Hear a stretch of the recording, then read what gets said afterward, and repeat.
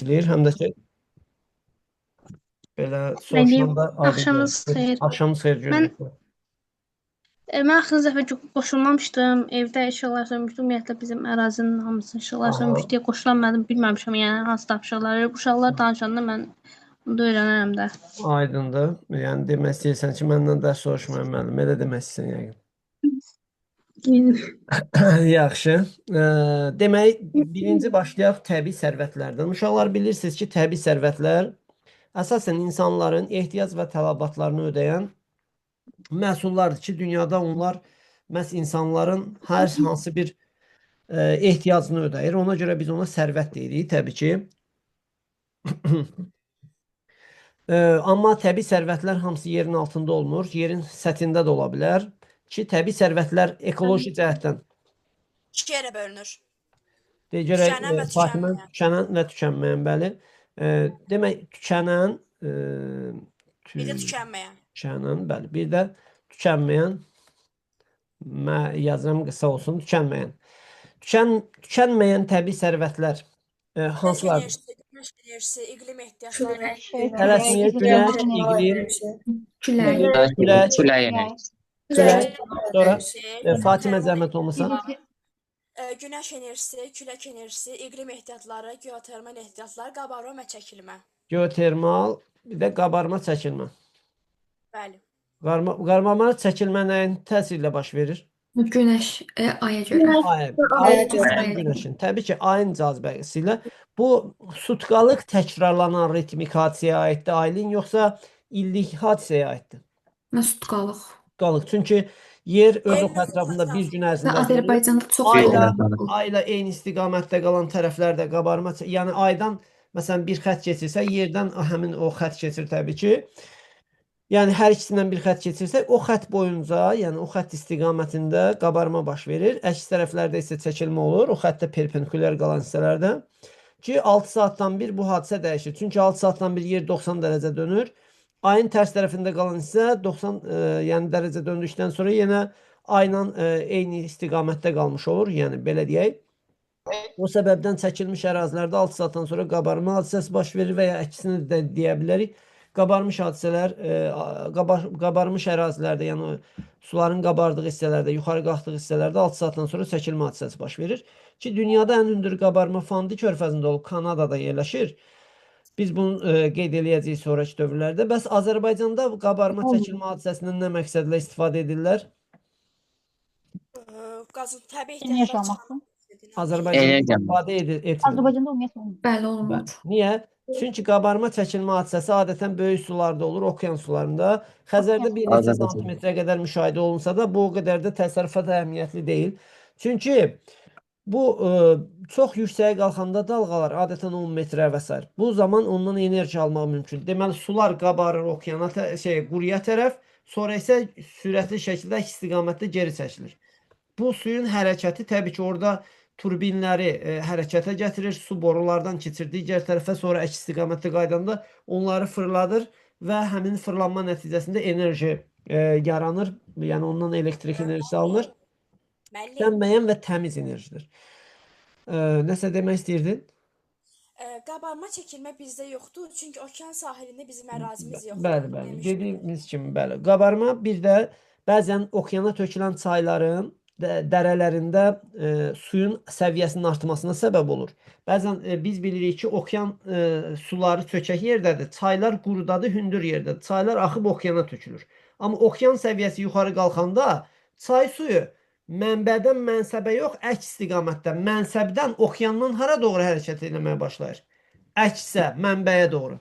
Bu da təbiətdə bor hadisəsi adlanır ki, bu zaman çayın dərəsinə su dolur, yəni suyun səviyyəsi yuxarı qalxır və dayaz çaylarda belə gəmilərin hərəkəti mümkün olur ki, ilk dəfə belə bir belə deyək, cədvəl, hansı ki, qabarma zamanı gəmilərin hərəkət etməsinə uyğun olan cədvəl İngiltərədə Temza çayında hazırlanır. Temza çayında qabarma zamanı gəmilərin yəni ki, üzməsi üçün niyə şərait yaranır? Çünki qabarmada dalğanın hündürlüyü 5 metr yuxarı qalxır. Bir də duzlu sular çay sularına qarışır, şirin sular. və bu qarışma adətən belə deyək, balıqların inkişafına şərait yaradır, səbəb olur. Nəticə etibarilə balıqçılıq üçün də böyük təsərrüfat əhəmiyyəti var. Deməli, enerji almaq olur, gəmilərin dayaz çaylarda üzməsinə şərait yaranır bu zaman. Qabarma baş verən çaylar üçün səciyyəvi təbii ki, onların mənsəbində olur. Bir də dediyimiz kimi balıqçılıq üçün əhəmiyyətlidir, amma biz ondan istifadə edə bilirik, məhrumuz. Çünki Azərbaycan okean çıxışı olmayan ölkələr qrupuna aiddir. Geotermal enerji. Mədinə Azərbaycanda geotermal enerjinin olma səbəbi nədir? Yəni, niyə Azərbaycanda məhz geotermal enerji mövcuddur? Çünki müəllim Azərbaycanda termal, yəni mineral bulaq Bəli. bulaqlar İsti çox suların olma səbəbi nədir? Nə ilə Göl bağlı? kanalda yerləşir Bəli, Azərbaycan. Azərbaycanın Göl göl kanalında kanalında yerləşir. Bu səbəbdən Azərbaycanda isti sular mövcuddur. Bəli. Hansı ki, Kəlbəcərdə isti su, Masallıda isti su mövcuddur. Şurada. Bəli. Bu enerjidən biz istifadə edə bilərik. Qaldı külək enerjisi.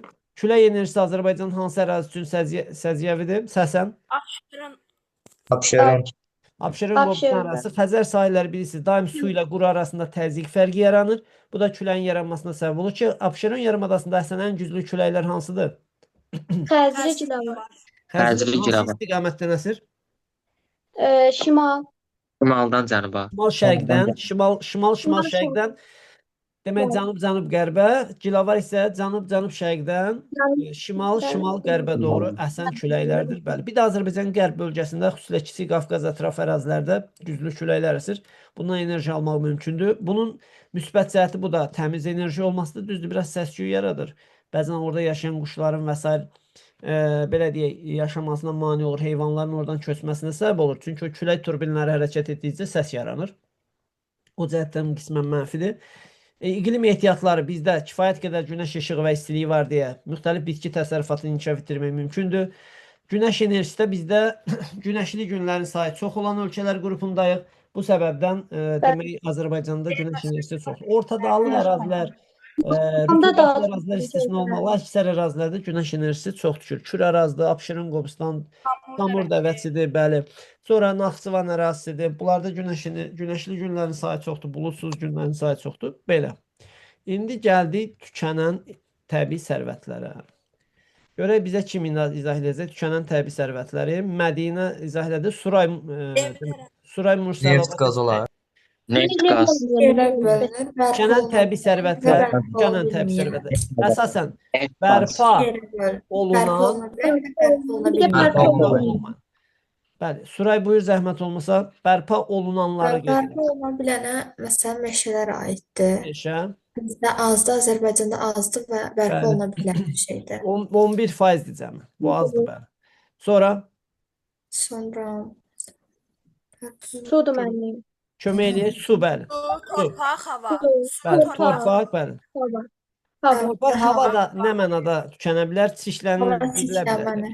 Bəli. İslanmadan. Bunlar bəli. Demək bizdə bu sudur, torpaqdır, hamısı əsasən az təmin olunub.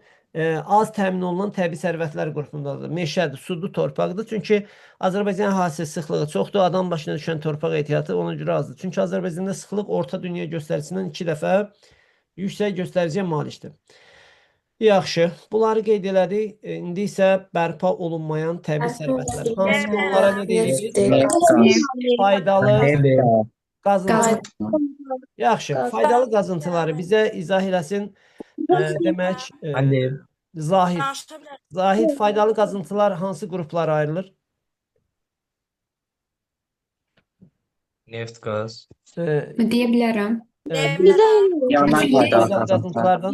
Biz Demək, yanar, filiz, filiz qeyri. Qeyri-filiz. Qeyri-filiz. qeyri-filiz. Yaxşı. Yanar faydalı qazıntıları kim izah eləmək istəyir? Əl qaldırın mən görüm. Həsən birinci əl qaldırdı. Həsən yanar Elə faydalı bilərəm qazıntıları. Həsən əl İki qaldırdı. yerə- Fəridə indi qeyd İki yerə edir. bölünür. Neft, bir də təbii qaz. Neft, sonra qaz. Təbii qaz. Bəli, Təbii qaz. Qaz, bəli. Neft, qaz. Bəs Fəridə, neft, qazdan başqa yanar faydalı qazıntı mövcuddurmu Azərbaycanda? Yanar şist, tor, Yanar şist, bəli. Yanar şist. Bəs ümumiyyətlə dünyada başqa hansı faydalı qazıntılar yanar faydalı qazıntılar qrupuna daxildir? Kömür olar. Torf. Kömür və Kömür. torfdur. Kömür. Təbii ki, Torf. torf bataqlıqlarda olur. Kömür də dünyanın bir çox ölkələrində var. Xüsusilə inkişaf etmiş ölkələrdə nisbətən daha çoxdur. İndi bunları izah edək. Azərbaycanda əsasən neft yataqlarımızın yerləşdiyi areallar. Sual deyə bilərəm. Deyə bilərəm. İndi deyəcəksiniz, amma bir də cədvəldən də bir də baxacağıq, bir də təkrarlayacağıq. Fatimə Bəli. birinci Azərbaycanda neftin hansı ərazidə yayıldığını qeyd edir. Əsasən hansı ərazilər əhatə edir? İslamova. Birinci neft həm suda yayılıb, həm qurda yayılıb. Suda yayılanlara aiddir Azəri Çıraq, Günəşli, İnam, Dan, Alov, Əşrəfi, Oğuz. Aha. Qurda yayılanlardan Bibi Heybət, Pirallahı, Muradxanlı, Mollakənd, Yasamal, Qaraçala. Bunlardan hansı mezozoyda formalaşıb? Muradxanlı, Mollakənd. Bəs Azərbaycanda digər neft yataqlarından fərqli olan neft yatağı hansıdır? Muradxanlı, Mollakənd. Düzdür, o mezozoy erasında yaranıb. Sadəcə olaraq tərkibinə və xüsusiyyətinə görə əsasən fərqlənən neft yatağımız hansıdır? Tərkibinə görə. Müəllim Pirallahı Bibi Heybət. Bibi Heybət. Biraz da Onlar fikirləşək. indi şey dedi, değil mi? Dünyada Bakı xüsusi arxipelağı bir dedi. özəlliyə sahib olan neft yatağımız var. Şahdəniz. Azəri Bibi Heybət. Aylin. Bilmirəm. Bilmirsən, yaxşı. Bəs naftalan Abşeron. nefti- Naftalan. Abşeron. Naftalan. Hə, Yanmayan müalicəvi əhəmiyyətə malik olan neft yatağı. Maşırdım. Dünyada yanmayan yeganə neft yatağı naftalan neft. Yaxşı. Mədinə, indi isə demək həm dənizdə, həm quruda sadaladı ki, hansı təbii sərvətlər, yəni neft yataqlarımız mövcuddur. Hansı ki, Samur dəvəsdə demək qeyd elədi. Sonra Ceyran çöl, Kür Arazın əsas hissəsi, sonra Abşeron ərazisi və Xəzər hövzəsi. Bunları qeyd elədik, Xəzərin şef zonası. Qaldı indi neftin şərti işarəsində deyək, qazı izah eləyərsən. Neftin şərti işarəsi hansı idi? Müəllim bərabər tərəfli içi dolu. Üstbucaq İçi idi. dolu, bəli. bərabər. İçi dolu Qazın qara. şərti işarəsi içi boş O idi. içi boş bərabər yanında. Hər ikisi varsa, yəni yarısı qara, yarısı Həm Yarısı qara, yarısı ağ olur. Yarısı qara, Var, yarısı bu. təmiz qaz yatağı deyirsə, təbii qaz yatağı. Təbii qaz yatağına əsasən deyirlər mədən qazı. Neftlə birlikdə çıxan qaza deyirlər səmit qazı. Bir də neftin emalı zamanı ayrılan qaz var, ona da deyirlər demək zavod qazı. Bir də istəyirsiniz qeyd edeyim, onu iqtisadiyyatdan da keçəcəyik. Demək, neftlə birlikdə çıxan qaza səmit qaz deyirlər, yönəlmişdir, yəni ondan ayrılmış hissə. Mədən qazıdırsa tam, saf qaz yatağıdır, məsələn Şahdəniz kimi. Bir də neftin emal zamanı ayrılan qaz var, ona da emal qazı və yaxud zavod qazı deyə bilərik. İndi isə Mədinə qaz yataqlarını izah eləsin bizə. Buyur Mədinə. Hə, müəllim qaz yataqları isə quruda da var, suda da vardı. Aha. Suda olanlar Abşerondur, Qobustandır, bir də Şahdənizdir. Quruda olanlar isə Qaradağ, Qobustandır. Abşeron, Bir də Ümid, Çeyrək. Ümid. Abşeron, Ümid. Abşeron, Ümid, Bir də bunlar Şahdəniz. sudaydı müəllim, Şahdəniz. Şahdəniz. Mən bir də Baharı da qeyd eləyə bilərik bura. Bəli, Bahar. Bəli. Bəli. Gürcan Bunlar Zirədə quruda. əsasən, bəli. Qaradağ. Quruda olan Gürcan, Zirə və Qaradağ, Qobustan Qaradağ, ətrafı Qaradağ. ərazilərdə Xəzərin müəllim, Xəzərin şərq zonasında, bir də Bakı arxipelagında məskunlaşdı o Aha, ərazilərdə məskunlaşdı. doğrudur. İndi isə Mehdi bizə demək yanar şist ehtiyatının yayılma arealını izah eləsin. 2 dənə Mehdi var. Bilmirəm hansı soyadı yazsaydınız daha yaxşı olardı. Məndə Mehdiyevdir. Aha, Mehdiyev, Mehdi. Buyur Mehdiyev. Azərbaycanda yanar şist ehtiyatı harda yayılıb? Hansı dağlarda ümumiyyətlə deyə bilərsən? Deyə bilərəm. Deyim müəllim. deyə Deyir. bilərəm. Mehdi özü buyursun zəhmət olmasa özü deyəcək. Deyim müəllim. Buyur, buyur. Deyim. Zahid buyur. Yaxşı. Mən İsmaildə bir də Qobustan oyunlarında ola Bir bilər. də Qubada var. Ümumiyyətlə dağ olaraq hansı dağ Böyük olacaq? Qafqaz dağlarında. Böyük Böyük Qafqaz. Böyük Qafqazın dağında. Böyük Qafqaz ərazisində əsasən yayılıb, bəli. Rayonlar da dedin. Şərti işarəsində deməli xarici bucaqlar əsasən çəkilmiş. Nə idi? Çarpaz Bəli. üçbucaq. Üst bucaq. Çarpaz. Yaxşı. Yanar şist ehtiyatında dedi. Bəzən daşa bənzəyir. Onu qızdıranda əriyir, onu yandırıb enerji alır. Amma dünyada o qədər də məşhur bir yanacaq deyil.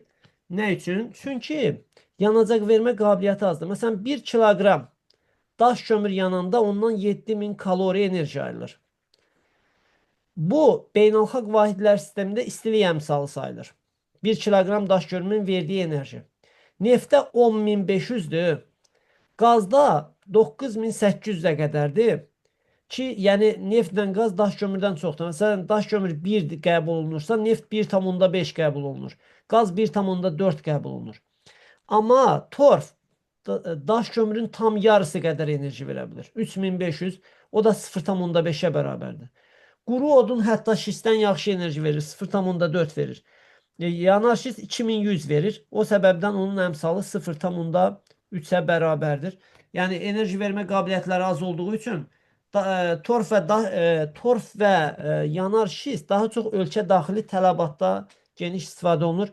Yəni xarici bazarda dediyimiz kimi buna o qədər də tələbat yoxdur. Bu səbəbdən o ancaq ölkələrin əsasən öz belə dedik, gündəlik ehtiyatlarını, enerji olan tələbatlarını ödəmək üçün istifadə olunan yanacaq növləri hesab olunurlar. İndi isə filiz faydalı qazıntılar. Filizlər. Deyə bilərəm. Filizləri İzah eləyim mən. Filizləri Fəridə izah eləmək istəyir. Görək filizləri hansı qruplara bölünür. Ümumiyyətlə filizin nə olduğunu desin, zəhmət olmasa birinci. Fəridə buyur. Filiz faydalı qazıntılar nə olduğunu bilmirəm, amma növlərini Metaldır, bilirəm. metallar. Metal. Həm tərkibində metal birləşmələri olur, Aha, qeyri-filizlərdə yaxşı. metal birləşmələri olur. Yaxşı. Doğrudur. İndi buyur Fəridə.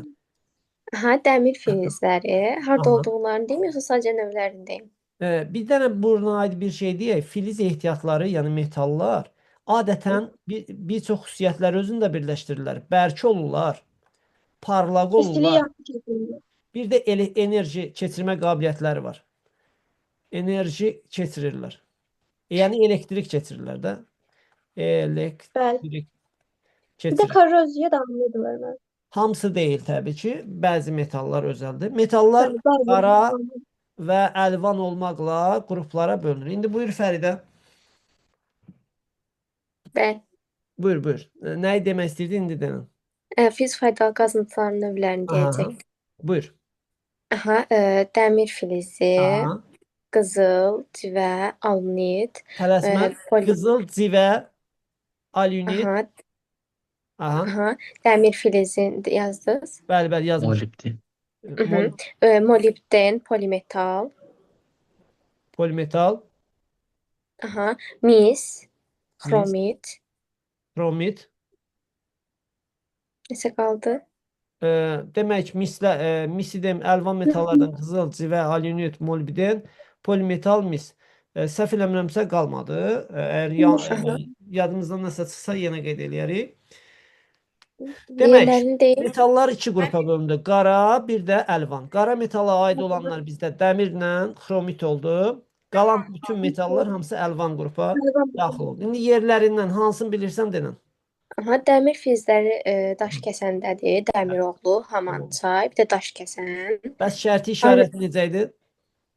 Bərabər tərəfli üçbucaq, içi Aha, dolu. Bəli, doğrudur. Demək, hansı dağlarda yerləşir? Dağ. Aha, dağ olaraq. Kiçik Qafqaz dağlarına aid. İlk Qafqazda. Düzdür? Bəli. Yaxşı. Murovun şimal hissəsi. Belə, indi Dəmiroğlu, Hamançay, bir də dediyin Daşkəsən. Sonra Daşkəsən. Alunitdə zəylik, bu da Daşkəsəndədir. aha, onun da şərti işarəsini bilirsən? Kvadrat, içərisidə deyəsən yumru Bəli, boş idi. boşluğu var, qalan hissəsi doludur. İçərisində bir dənə boşluq var bu hissədə. Qalan dolu bir bəli, kvadratdır. Və salam. Sonra indi o zəylikdədir. Demək, oradan həm də zəy çıxarılır. Bəzən tibbdə istifadə olunur. Yəni kimyasani məhsulu kimi istifadə olunan bir məhsuldur. Bunlar ümumiyyətlə metallurgiyada ən çox istifadə olunan metallardır. Yəni həm alüminium, əlvan metallurgiyada, həm də dəmir, qara metallurgiyada. Maşın qayırma sənayesində ən çox istifadə olunan metallar bunlardır dünyada. Aha, indi digərlərindən hansını xatırlayırsansa buyur. Molibden, Diyaqçay, Parağaçay bunlar Ordubadda yerləşir. Şərti işarəsi necə idi? Romb idi. İçində də vardı bir dənə romb, amma o içi dolu değildi. Aha, bu şəkildə kvadrat var bəlkə içində. Hə, ola bilər. O da 2 tərsinə kvadrat. romb olur. Rombun içində kvadrat. Yaxşı. Kün hissələri doludur. Kənar mərkəzi hissəsi boşdur. Yaxşı. Bu oldu Paraqaçay, Diyaqçay yataqlarında. Hansı rayonda? Ordubadda. Dəmirlə alüminit hansı rayonda oldu? Daşkəsən. Daşkəsən. Aha. Yaxşı. Kifayətdir bu qədər. Çox sağ ol. Sonra bizə izah eləsin Nəzrin. Nəzrin, digər metalların yerini zəhmət olmasa buyur kameranı da açsan yaxşı olur. Kamerada mənim problemim idi, açıb Aha, bilməyəcəm. yaxşı. Buyur. Düzəldim inşallah gələn dərsdən. Yaxşı. Aha, nə qaldı? Xromit. Və ya Qızıl fərqi da- yox. Qızıl. Qızıl Kəlbəcər ərazisində yayılmışdı ən çox. Neçə rayonda Söyle. var ümumiyyətlə əsasən? Kəlbəcərdə və Daşkəsən ərazisində. 3 rayonda mı? 3 rayonda. Zəngilan Normaldır. Zəngiyanda. Bilirsiniz ki, Kəlbəcərlə Zəngilan uzun müddət işğal altında olub. Əsas biz qızılı daha çox Kəlbəcərdən, Gədəbəydən ixrac edib satmışıq da. O birlər bizdə olmayıb ümumiyyətlə. Gədəbəydə hansı yataq əsasən məşhur idi ki, biz ondan qızıl çıxarıb ayrım brend adı altında dünya bazarına ixrac edirdik? Qoşa yatağı. Qoşa. Doğrudur, qoşa yatağı. Zəngilanda Vejnəli. Vejnəli kəndidir. Vejnəli kəndi. Kəlbəcərdə bəs Zod qızıl. bulaq, bir də Zod. Zod. Zoda söyüdlü də deyirik. Söyüdlü kəndi. Aha. Yaxşı, söyüdlü. Belə. Bir də ki, məndə elə bir Qızılbulaq Ağdərə yazıblar. Qızılbulaq, Ağdərə. Bilirsiniz, Ağdərə deyim sizə. Ağdərə dekabrdan müstəqil rayon olsa da, hələ onun sinifin dərstliyində Ağdərə haqqında məlumat yoxdur. Ola bilər ki, çox güman ki, Ağdərə hələ sizə düşməyəcək. Yəni, kitablar dəyişilməyib deyə. Yəni, məsələn, siz bilirsiniz, aşağı siniflərdə nə qədər ciddi şəkildə kitablarda dəyişiklik baş verib, amma onlar sizə düşməyəcək. Demək, biz hələ ki, bu formada öyrənirik. Məsələn, baxanda Kəlbəcərdə qeyd edirik mehmana polimetal yataq, kitabda da belə yazılıb. Amma o da Ağdərə ərazisinə düşür. Hansı kitabdan oxumusan onu? Güvənin 2025. Aha, Güvən yenidir deyə o, yəni ki, belə deyək də, ən son məlumatları əks etdirib. Ancaq biz hələ ki, orta məktəb dərsliyinə əsaslanırıq. Yəni, mən Kəlbəcər olduğunu öyrənəndə. Aha, hələ ki, yəni bizdə bir dəyişiklik yoxdur, bəli. Yəni, inanmıram ki, belə mübahisəli bir şey qəbul imtahanına düşsün. Çünki bizdə, məsələn, keçənlər bir problem yarandı güvənlə şey barəsində. Məsələn, biz deyək, dağları fərqli öyrənmişdik, məsəl üçün, güvən və bütün vəsaitlərdə də. Məsələn, Kaledonda yaranan dağları ayrı öyrənmişdik. Hersində yaranan dağları ayrı öyrənmişdik, amma onun sinifin dərsliyində onlar bir yerdə verilmişdi. Bu səbəbdən, məsələn, deyək ki, tutaq ki, Ural dağları verilib. Ural dağları Hersinə aiddir. Amma biz onu, yəni 57-ci sual idi, özü də açıq sual idi. Yəni, o birisi olsaydı, qapalı olsaydı, bəlkə də düzün tapmaq daha asan olardı. Məsələn, biz onu məcbur olduq, Kaledon və Hersin ikisi bir yerdə götürdük. Çünki onun sinifin dərsliyində Paleozoyda yaranan dağlardan, yəni Kaledon və Hersində olan bütün dağlar məhz hər ikisinin qarşısında yazılıb. Yəni ikisi bir yerdə verilib deyə. Onları ayırmaq olmadı. Məsələn, bu tip suallarda orta məktəb dərsliyinə əsaslanmaq məncə daha məntiqə uyğun olar.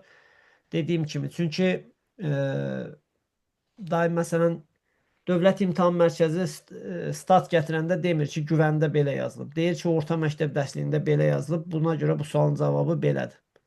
İzahda dərslikdən nümunələr gətirib bizə sübut edirlər. Aydındır fikrim. Davam edin. Aha. Bəli. Aha, yaxşı. Qeyd elədik. Demək, qızıl yataqlarımızı qeyd elədik. Qızılın şərti işarəsində qeyd elə zəhmət olmasa? Dairədir, yarısı qara, yarısı isə boş. Aha, doğrudur. Yarısı açıqdır, yarısı qara rəngdə. Yaxşı. Banu zəhmət olmasa digər metallardan.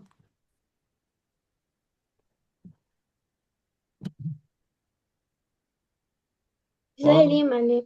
Mədinə buyur zəhmət olmasa. Müəllim, burada mərmər də var idi. Yox, Mərmər də mərmər üstü metal olurdu. deyil. Mədinə, mərmər qeyri-filizdir, tikinti Məndən materialı. oxumuşdum. Hə, Mən şərqi yazmışdım, mən oxudum yerdə onu. mərmər elektrik keçirsə, onda məsələn mərməri hər yerə vururuq da. Mərmərə bir məsələn hardansa bir elektrik xətti sızsa, onda bütün gərək mərmər olan hissələrə toxunmayaq. Məsələn, Xromit Özür olur. dilərim, təbii ki, xromit, qarşı dedim. Bura Xromit, yazılan bəli. hansı filizdir? Göydərə ipək. Göydərə, Kəlbəcərdə, ipək Kəlbəcərdə. idi, Laçında. Gözəl. Göydərə, Göydərə, Laçında ipək. Laçında ipək. İpək. İpək yatağı. Xromitin şərti işarəsini denən Mədinə. Mən bilmirəm o. Mən elə bil üç İçində zaman Dördbucağın işarəsi. diaqonalları Qaradı çəkilib, bəli. Diaqonalları Zigzag. çəkilib. İki hissəsi, kəsişmələrin iki hissəsi qaralanıbdır. İki hissəsi isə açıq rəngdə buraxılıb. Bəli, müəyyən qədər o qum saatına bənzəyir sanki. Zaman Aynen. Sonra civə var idi. Civə gümüşlü var idi. Bir də mehmanə var idi. Onlar da Naxçıvanın Kəlbəcərdə yerləşir. Mədinə, məncə O sən polimetaldır, pol polimetal. yataqları qarışdırdın. Polimetal. Aynen qarşı dedim. Polimetallar bir də yaxşıca təşkil etmək. Civə yataqları. Yaxşı. Bir dəqiqə civə yataqlarını görə bizə kim? Laçında var. Gülay bəlkə izahləsin. Gülay. Yaxşı. Deyə bilərəm. Səsi gəlmədi Gülayın. Görək Deyə bilərəm. digər uşaqlardan Fatimə bir iki dəqiqə səbirli olaq. Nərmin görə izah eləyə biləcək. İzah eləyənməsə qeyd eləyərsiniz. Buyurun. Nərmin. Yaxşı, Fatimə buyur. Ağbulaq, şorbulaq, Ağ yataq, ağ yataq. Ağ yataq, şorbulaq, Levçay, Kəlbəcər, Aha. Girgəz çay, Narzanlı, Laçın. Necə idi şərt işarəsi? Civə, boş, Dairə dairə. içi boş. Sadəcə kənarları biraz, çevrənin kənarları biraz daha qalındır, bəli. Qarşı yerən. Doğrudur. Bu civə yataqlarımız getdi. Qaldı bizim hansı təbii yataqlarımızdan? Mis, polimetal. Polimetal. Mis yatağını denən zəhmət olmasa civə getdi. Qaradağ, Gədəbəy. Qaradağ, Gədəbəy. Mis yatağı Qaradağ, Gədəbəy ərazisi doğrudur. Misin şərt işarəsi necə idi bəs? Düzbucaqlı içi isə dolu. İçi qara Doğrudur. trapesiya. Düzbucaqlı içi tam doluydu. Bir də ki, müəllim, burada yeni bir məlumat bir dənə də var. Civəyə kəsən dağ Culfada yazıblar. Əslində Naxçıvanda da var, amma orta məktəb dərsində verilməyib. Hələ ki, iqtisadi coğrafiyada onu biz qeyd eləyəcəyik. Sadəcə olaraq faydalı qazıntı bölməsində onun haqqında məlumat yoxdur. Aydındır? Hal-hazırda, yəni orta məktəb dərsliyində nə varsa onu qeyd edirik. Dediyim kimi, hələ ki bu bizdən nə tələb olunursa onu öyrənməyə çalışaq burada. Sonra Polimetal deyə bilərəm. polimetal yataqlar. Ümumiyyətlə bu yataqların xüsusiyyəti nədir Fəridə? Fatimə, buyur. Bu yataqlar qarışıqdır. Aha, qarışıqdır. Hansı dağlarda yayılıb? Polimetal, Bir Qafqaz. Kiçik Qafqaz, Kiçik Qafqazda. Böyük Qafqaz, Qafqaz. bir də Kiçik Qafqazın Naxçıvan hissəsi. Naxçıvan. Naxçıvan dağlarında da var. Şərurda. Şərurda. Şərurda dəyişir. Kiçik Qafqazda yatağın adı necə idi? Kiçik Qafqazda. Gümüşlü deyil. Kəlbəcərdə. Mehmana Kəlbəcərdə o dediyin kimi, bax bu Ağdərəyə düşür əslində. Böyük Qafqazda Filizçay, Neçə Qafqaz, Mazinistani, Balakən, Zaqatala. Zaqatala.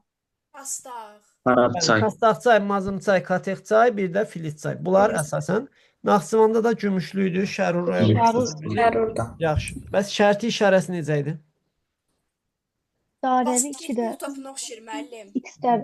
Bəli. Bu bəzən təhlükəli zonaya giriş qadağan. Radioaktiv işarəsi. Bəli, radioaktiv işarəsinə oxşayır. Dediyimiz kimi bir hissəsi ağ, bir hissəsi qara olan hissə. Dairədə. Yəni pərlərə bənzəyir nisbətən. Yaxşı. Demək, burada müxtəlif qarışıq metallar olur, qeyd elədik. Siz fikir verdinizsə, demək olar ki, polimetal istisna olmaqla bütün metallar hansı ərazidə yayılıb? Daş Qafqazlı. Kiçik Qafqaz. Kəlbəcər Yəni Qafqazda. bir də Böyük Qarabağ Qafqaz. vulkanik yayılası, Qarabağ silsiləsi, Murov silsiləsi, demək Şahdağ silsiləsi Ermənistanla sərhəddə, sonra Naxçıvan İşğal dağları. olmuş ərazilər. Demək, bəli. Böyük Qafqazda yalnız bu bölgədə, yəni bu Balakən-Zaqatala zonasında yayılıb polimetal ehtiyatlar. Bəs hansı dağlarda təbii sərvətlər adı qeyd eləmədik? Alış dağları. Talış dağları. Talış dağları. Bəs niyə düzənliklərdə qeyd eləmirik? Çünki dağlarda çökün mənşəli sular üstünlüyü təşkil edir. Onun üçün. Yox, dağlarda maqmatik üstünlüyü təşkil edir. Buna görə filiz olur. Amma Maqmatik talış dağlarda yəni, maqmatik də düzənlikdir. üstünlüyü təşkil etsə də yenə də təbii sərvətə rast gəlinmir. Yəni az rast gəlinir. Çox kasıbdır. Böyük Qafqaz çökmə mənşəli süxurlardan təşkil olunub deyə düzənliklər kimi. Ona görə Böyük Qafqazda da bu tip təbii sərvətlər azdır. Amma Kiçik Qafqaz maqmatik kristallik süxurlardan Maqmatik təşkil olunub, kristallik. vulkanik süxurlardan. Bu səbəbdən orada mantia maddələrinin səthə çıxması, mantia maddələrinin tərkibində olan metalların da səthə çıxmasına səbəb olub. Nəticə etibarilə məhz filiz faydalı qazıntılar geniş yayılıb bu ərazilərdə. Bu belə. İndi qaldı qeyri-filiz faydalı qazıntılar. Kim sürətli şəkildə onları da qeyd eləyər? Əlizi qaldırın, zəhmət olmasa. Almaz bəlkə demək istəyir. Almaz Məmmədova.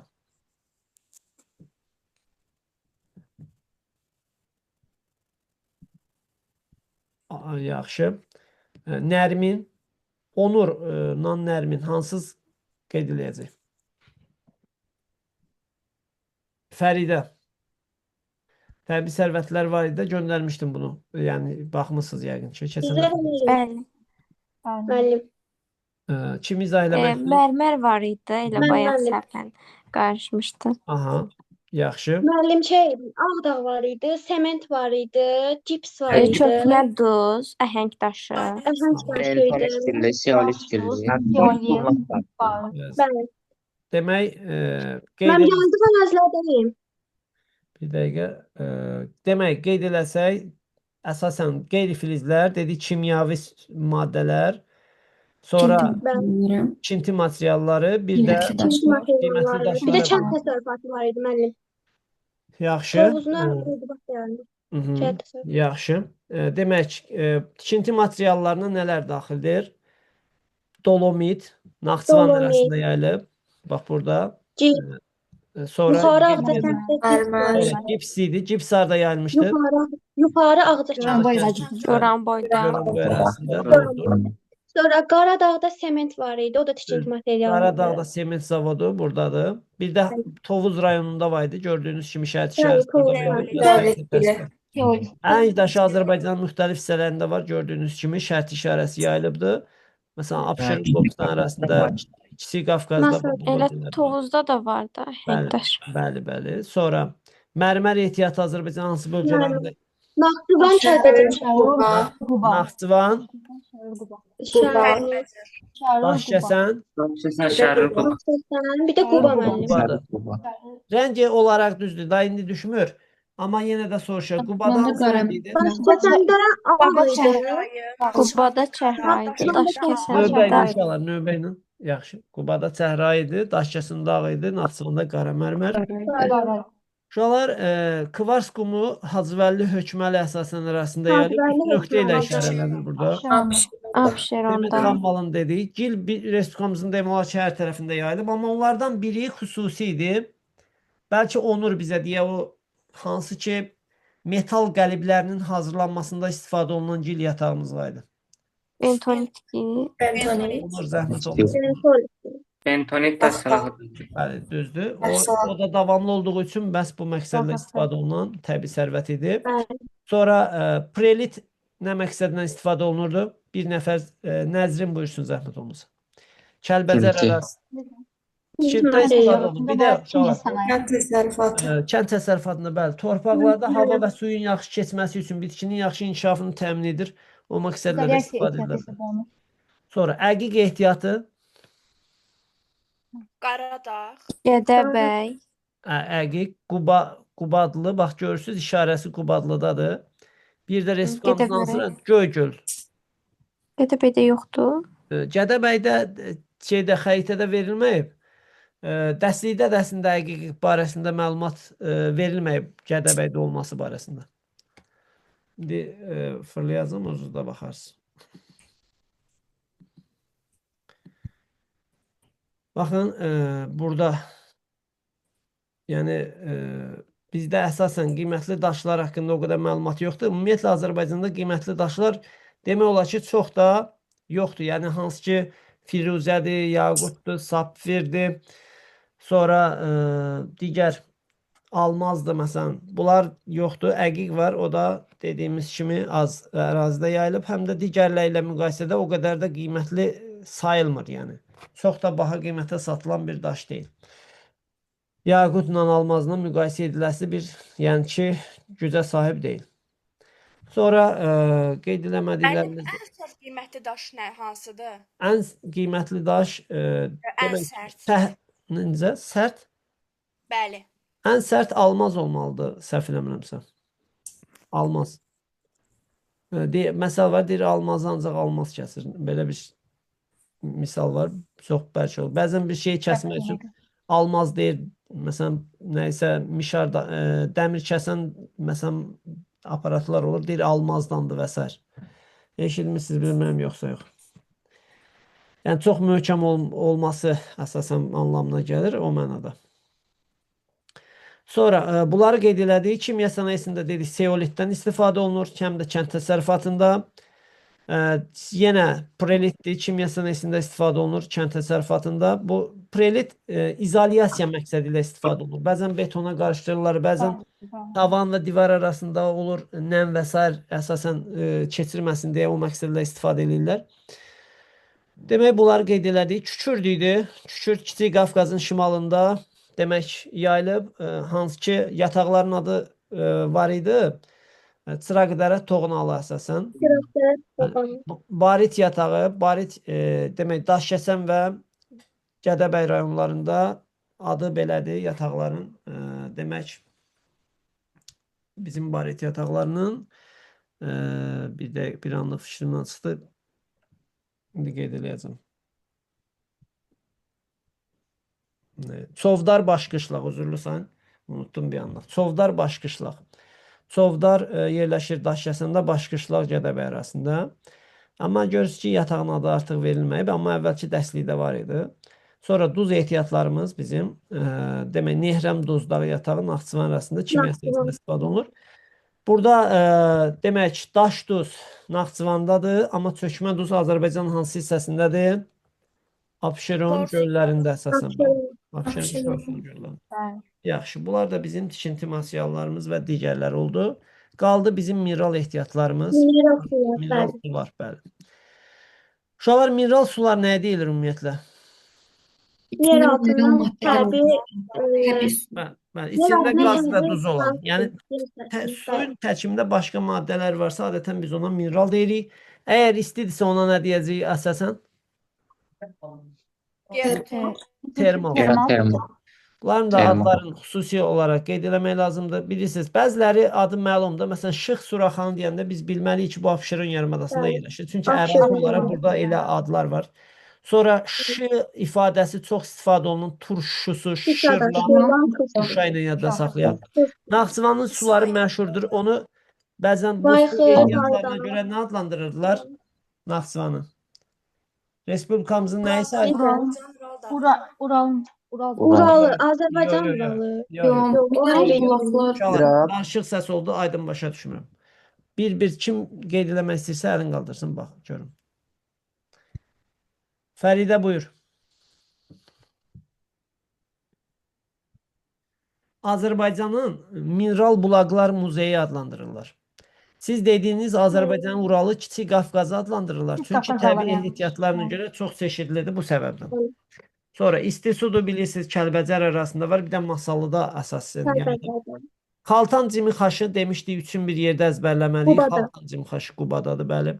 Qalaltı da elə onun qonşusundadır. Qalaltı Şabranda. Şabranda. Bəli. İlisu, yəqin ki, içmişik Qax rayonu. Mərkəzi şəhər sayılır. Mərkəzi hissəsidir həmçinin İlisu. Meşəsudur, Qotursudur, Donuzlutan İstisu. Bu da Lənkəran Masallı. Lənkəran Masallı. Bəli, o oldu İsmayıllı, Minkənd də Laçındadır. Müəllim, Tutqun da var. müəllim. Buyur. Əlavələr eləyə bilərəm. Buyur əlbəttə.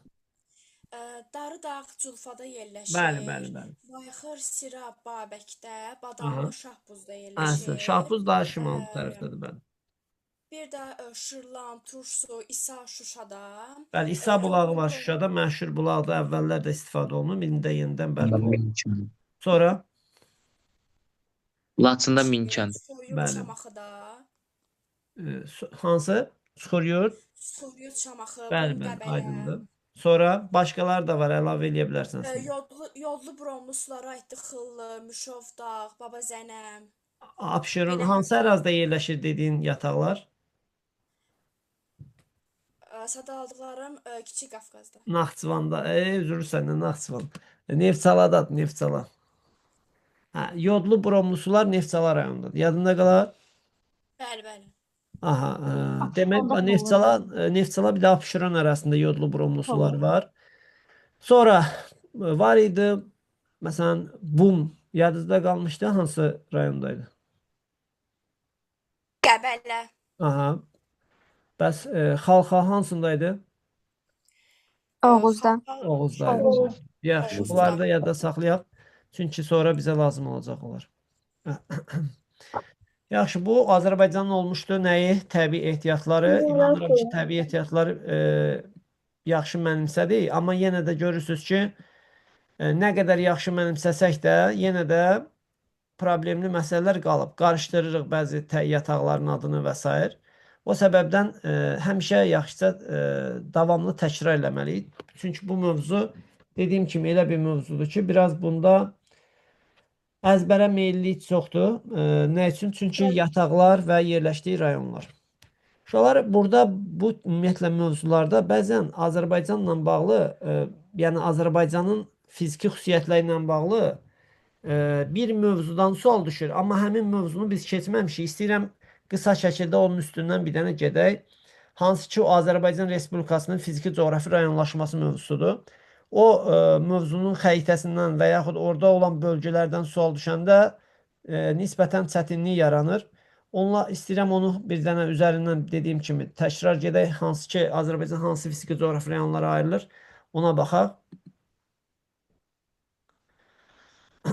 Bir dəqiqə bu şəkli mən indirim.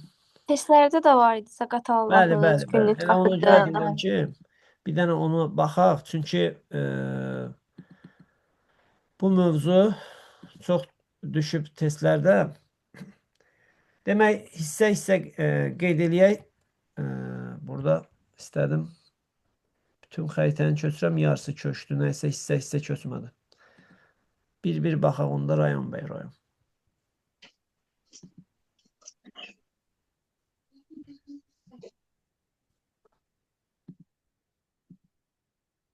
Niyə?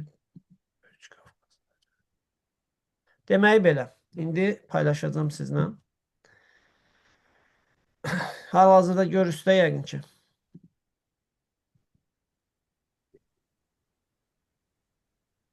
Düzdür? Bəli. İndi göründü. Yaxşı. Demək, Azərbaycanın Böyük Qafqaz ərazisi dedikdə, təbii ki, Qafqaz dağları və onun ətrafında olan bir sıra düzənliklər nəzərdə tutulur. Bu, yəni ki, vilayət anlayışında. Bunu növbət dərslərdə ətrafı keçəcəyik. Sadəcə olaraq əraziləri istəyirəm sizə tanıdam. Böyük Qafqaz ərazisi özü bir neçə hissəyə bölünür. Onlardan biri Samur Dəvəçi ovalığıdır.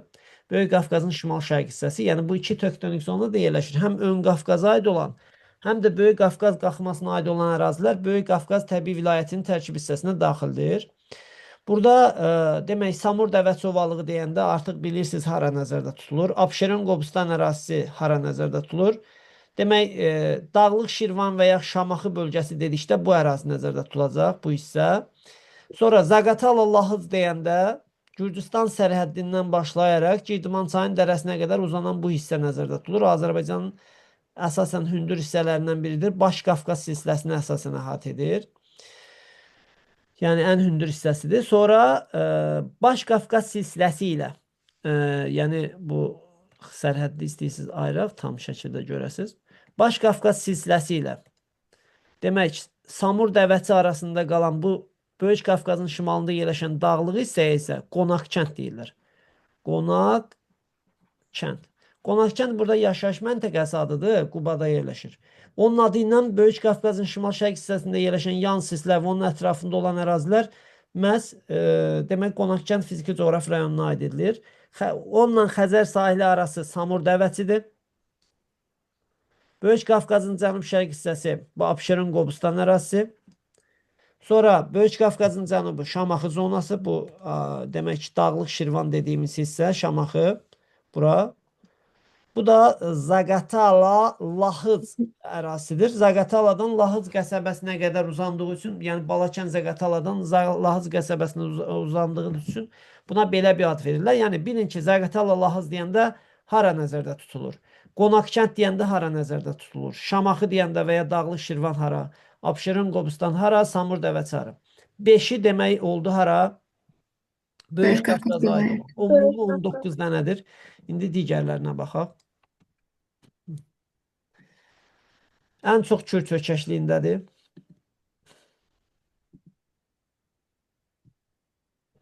Kürd ölkəşliyi Böyük və Kiçik Qafqaz arasında yerləşir. Böyük Qafqazın cənub hissəsi hansı fiziki coğrafi rayondur? Qanıq, Əyriçay. Bəli, bunu bilirsiniz də artıq hara düşür. Qanıq, Əyriçay bölgəsi. Ondan cənubda Aznahur, Ceyrançöl ərazisi yerləşir. Bəli. Bu hissə Aznahur, Ceyrançöl ərazisi. Bu bölgə.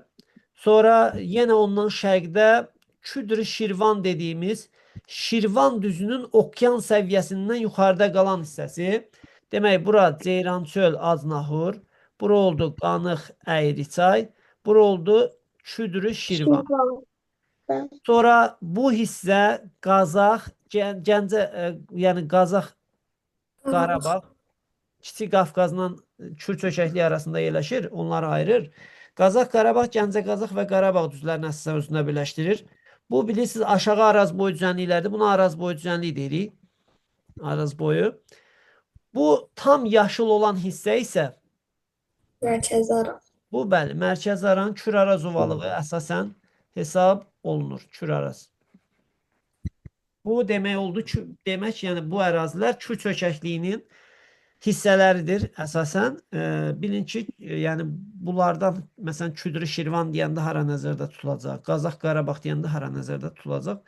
Əsasən bu dağlıq hissələrdə filiz faydalı qazıntılardan və s. sual düşəndə fiziki coğrafi rayonların adı ilə verilir. Ərazinin, yəni yerini soruşur sizdən. Sonra keçək Kiçik Qafqaza.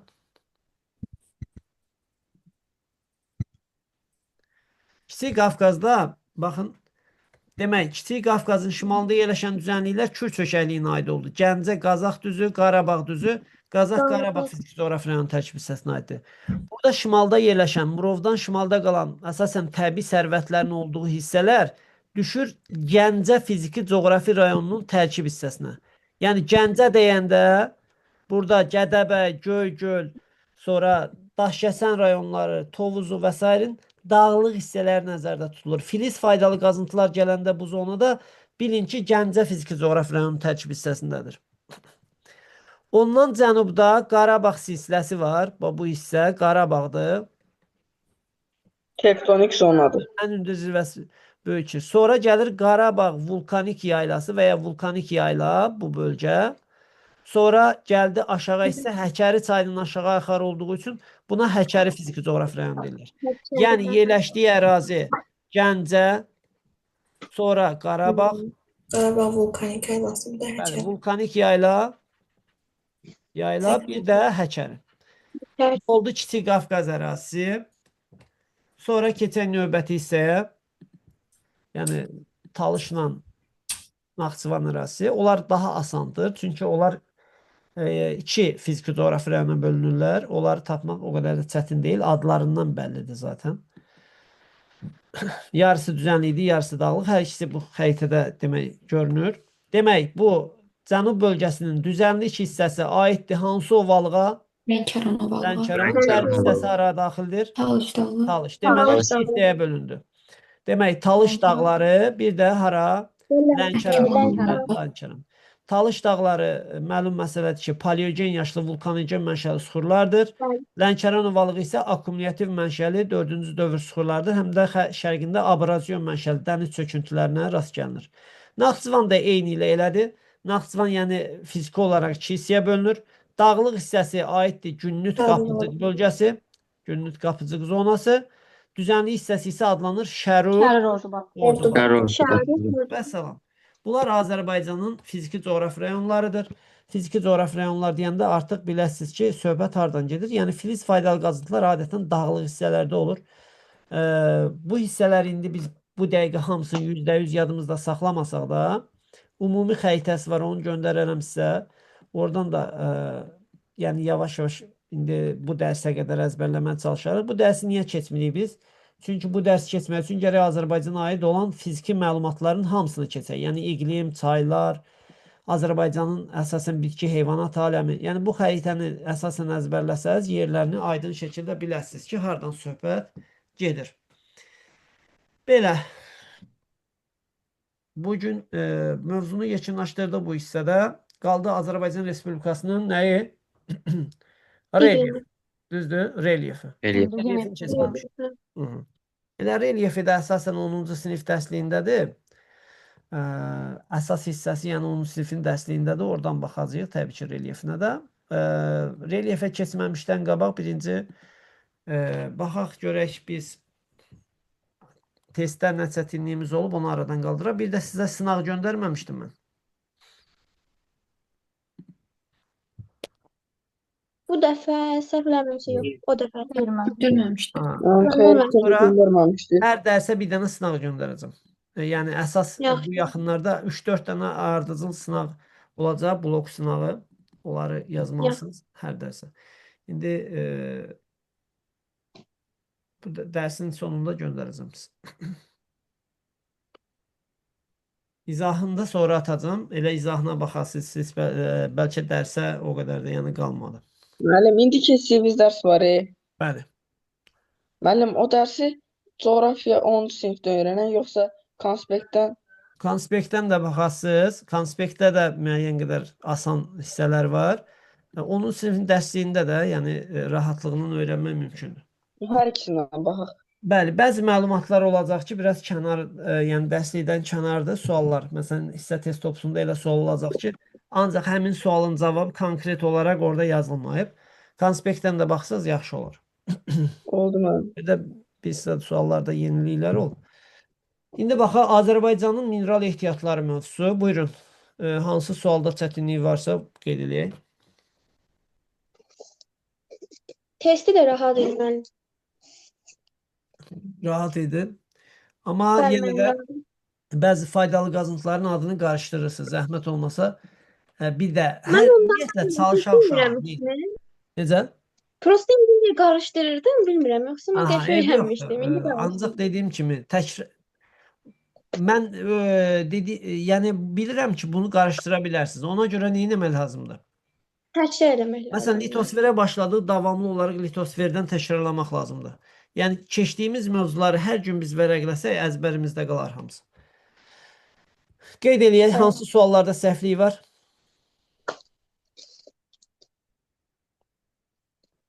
Buyurun, zəhmət olmasa. Deyəsən, heç kimin səhvi yoxdur. Ya, heç kim dinlənmək istəmir. Birinci kim başlayır? Birdə səhv varmı? Yoxdur. Yoxdur. Bəs 9-a baxa bilərim. 9-cu sual. Deyir, Azərbaycanın faydalı qazıntıların yayılma xüsusiyyəti. Baxın, ümumiyyətlə, belə olan halda biz nəyə baxırıq? Məsələn, yayılma xüsusiyyəti geoloji quruluşdan asılıdır. Biz bilirik ki, dağlarda maqmatik suxurlar olur. Deməli, dağlarda filiz yayılma ehtimalı böyüdür.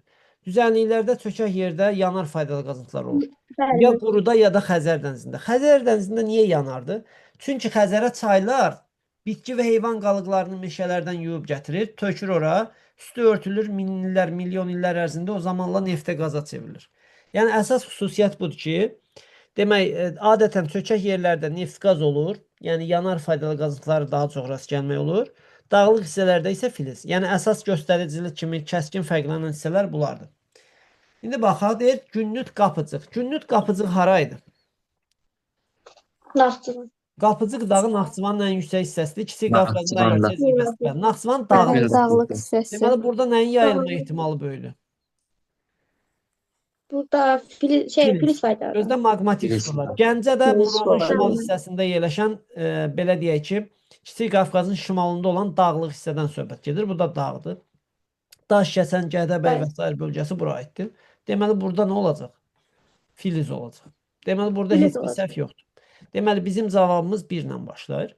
Deməli avtomatik B ilə D səhvdir. Keçək demək ikinci suala. Böyük və Kiçik Qafqaz dağlarında üzvi mənşəli. Üzvi mənşəli suxurlar ümumiyyətlə üzvi mənşəli suxurların mənşəyinə görə hansı qrupuna aiddir? Maqmatik, çökmə, Metamorfik. yoxsa metamorfik? Hansına aiddir? Bitki qalıqlarının əsasən olması. Üzvi mənşəli canlı qalıqlar deməkdir. İnsan Çökmə. öləndə hara çökür? Çəkmə. Yerə təbii ki düşür. Torpağa. Bir də heyvan da öləndə yerə düşür də. Yəni yerə çökür, torpağa çökür. Deməli bu çöküm üzvi canlı qalıqları çökmə mənşəli olacaq. Ona görə çökmə mənşəli faydalı qazıntılar düzdür, yanardı. Ancaq Kiçik Qafqazda bu deyil. Bəli. Böyük Qafqazda çökmə mənşəli suxurlar var. Demək bu hissə aydındır yəqin ki. Bəli. Dağlıq hissələrdə düzdür, yanar çox da deyil. Əsasən Böyük Qafqaz vilayətinin çökək hissələrindədir yanar faydalı qazıntılar. Ya da Xəzərin şef zonası. Xəzərin şef zonasında üzvi mənşəli faydalı qazıntılar, yəni bitki qalıqları, neft qaz ola bilərmi? Müəllim indi dediniz, bəli, ola bilər. Bəli. Yük Deməli, gətirir cavab 1-dən sahillərə. 3-dürsə, Orada 1, 4, 6 səhvdir. İndi qaldıq 5-lə nəyin arasında? 6-nın. 4-ə baxaq, 4 avtomatik səhvdir. Niyə səhv olduğuna baxaq. Deyir, maqmatik suxurlar geniş yayıldığı Talış və Kiçik Qafqaz dağlarında filiz var. Amma Talış dağlar demişdik, təbii sərvətlə yaxşı təmin olunmur. Ona görə 4 buradan ona görə səhv idi. Sonra gəldik 5-ci sual. Qarabağ düzü və Qanı Xəyrçay gil xammalı ilə geniş yayılıb. Bilirsiniz ki, gil ehtiyatı Azərbaycanda geniş yayılıb. Həqiqətən xəritəni açıb baxsaq görərik ki, gil yatağı var. Gilin şərt içərisində belə idi də. Demək, yarısı qara idi, yarısı ağ dördbucaq. Bəli, qaldı digərinə bu düzdür. 5, yəni cavab məlumdur artıq. 6-ya baxaq. Sürüşmələrin intensiv baş verdiyi ərazilərdə filiz olur. Bu yanlışdır uşaqlar. Filiz daha çox çökmə suxurlarının üstünlüyü təşkil elədiyi hansı dağlarda olur? Daha doğrusu sürüşmələr, üzürlüsən. Sürüşmələr əsasən hansı suxurların üstündə daha çox baş verir? Qeyri-filiz olan Böyük Qafqazda. Çökmə mənşəli, bəli. Böyük Qafqazda baş verir. Ki, qumlu suxurlar məsələn suyu keçirir, gil keçirmir. Qumla gilin arasında su toplanır və dağın sürüşməsini, torpaq sürüşməsini gətirib çıxarır. Onun qarşısını almaq üçün nə edirdik? Suray. Borular keçirirdi arada. Bəli. Kollektor drenaj Kollektorlar, yox, drenajlar. Drenajlar yerləşdirdik, borular. Ağac kolları əkirdik.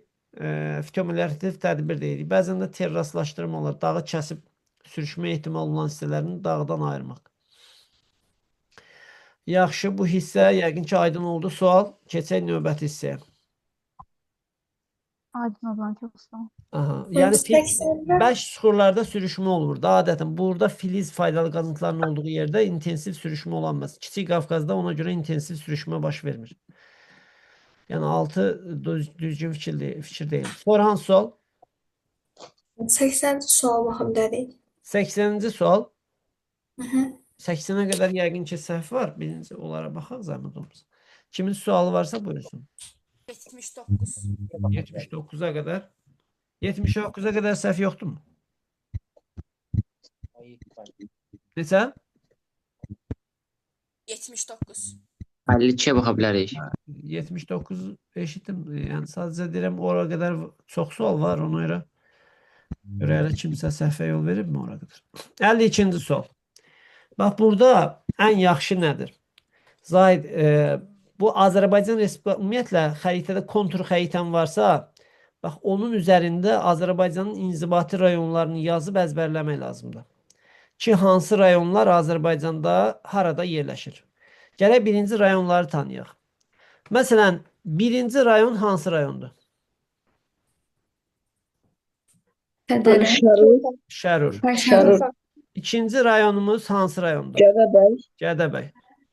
Qızıllı rəngində Zod yatağı. Üçüncü rayon hansı rayondur? Üçüncü rayon. Müəllim, Şahbuz. Şahbuz, bəli, Şahbuz. Ordubad yox. Ordubad aşağıdadır. Naxçıvan qurtaracaqsınız. Dördüncü Yarısı. rayon hansıdır? Kəlbəcər. Daşkəsən. Bax, bu əyri var ha. Buradan sağa Murov gedir. Murov Kiçik Qafqazın rayonlarını, iqtisadi rayonlarını olsun, fiziki rayonlarını olsun ayırır. Bu əyridən sağa doğru Murov başlayır. Sonra 5-ci Kəlbəcər. Kəlbəcər. Laçın onun aşağıdadır. Altı Zəngilandır. Aşağısında da amma o yazılmayıb da. Laçın. Bax, buradadır Laçın. Laçın Bəli, şəhər bəli, Laçın bu oradadır. bəli. hissədədir. Altıncı da Zəngilandır. Zəngilan. 7-ci Yeddi. İsmayıllı. İsmayıllı. 8-ci Quba. Xaçmaz. Quba. Uşaqlar, üçbucağa oxşayan rayonumuz Qubadır. Xaçmaz yuxarısındadır. onun. Xaçmaz bu Xəzər sahildə Bəli. çıxışı olandır. Dərbənd Qubanın hissəsində. Xəzərə çıxışı yoxdur. Qubanın Xəzərə çıxışı Bəli. yoxdur. Özü də Xaçmazdan xaricə yol çıxır.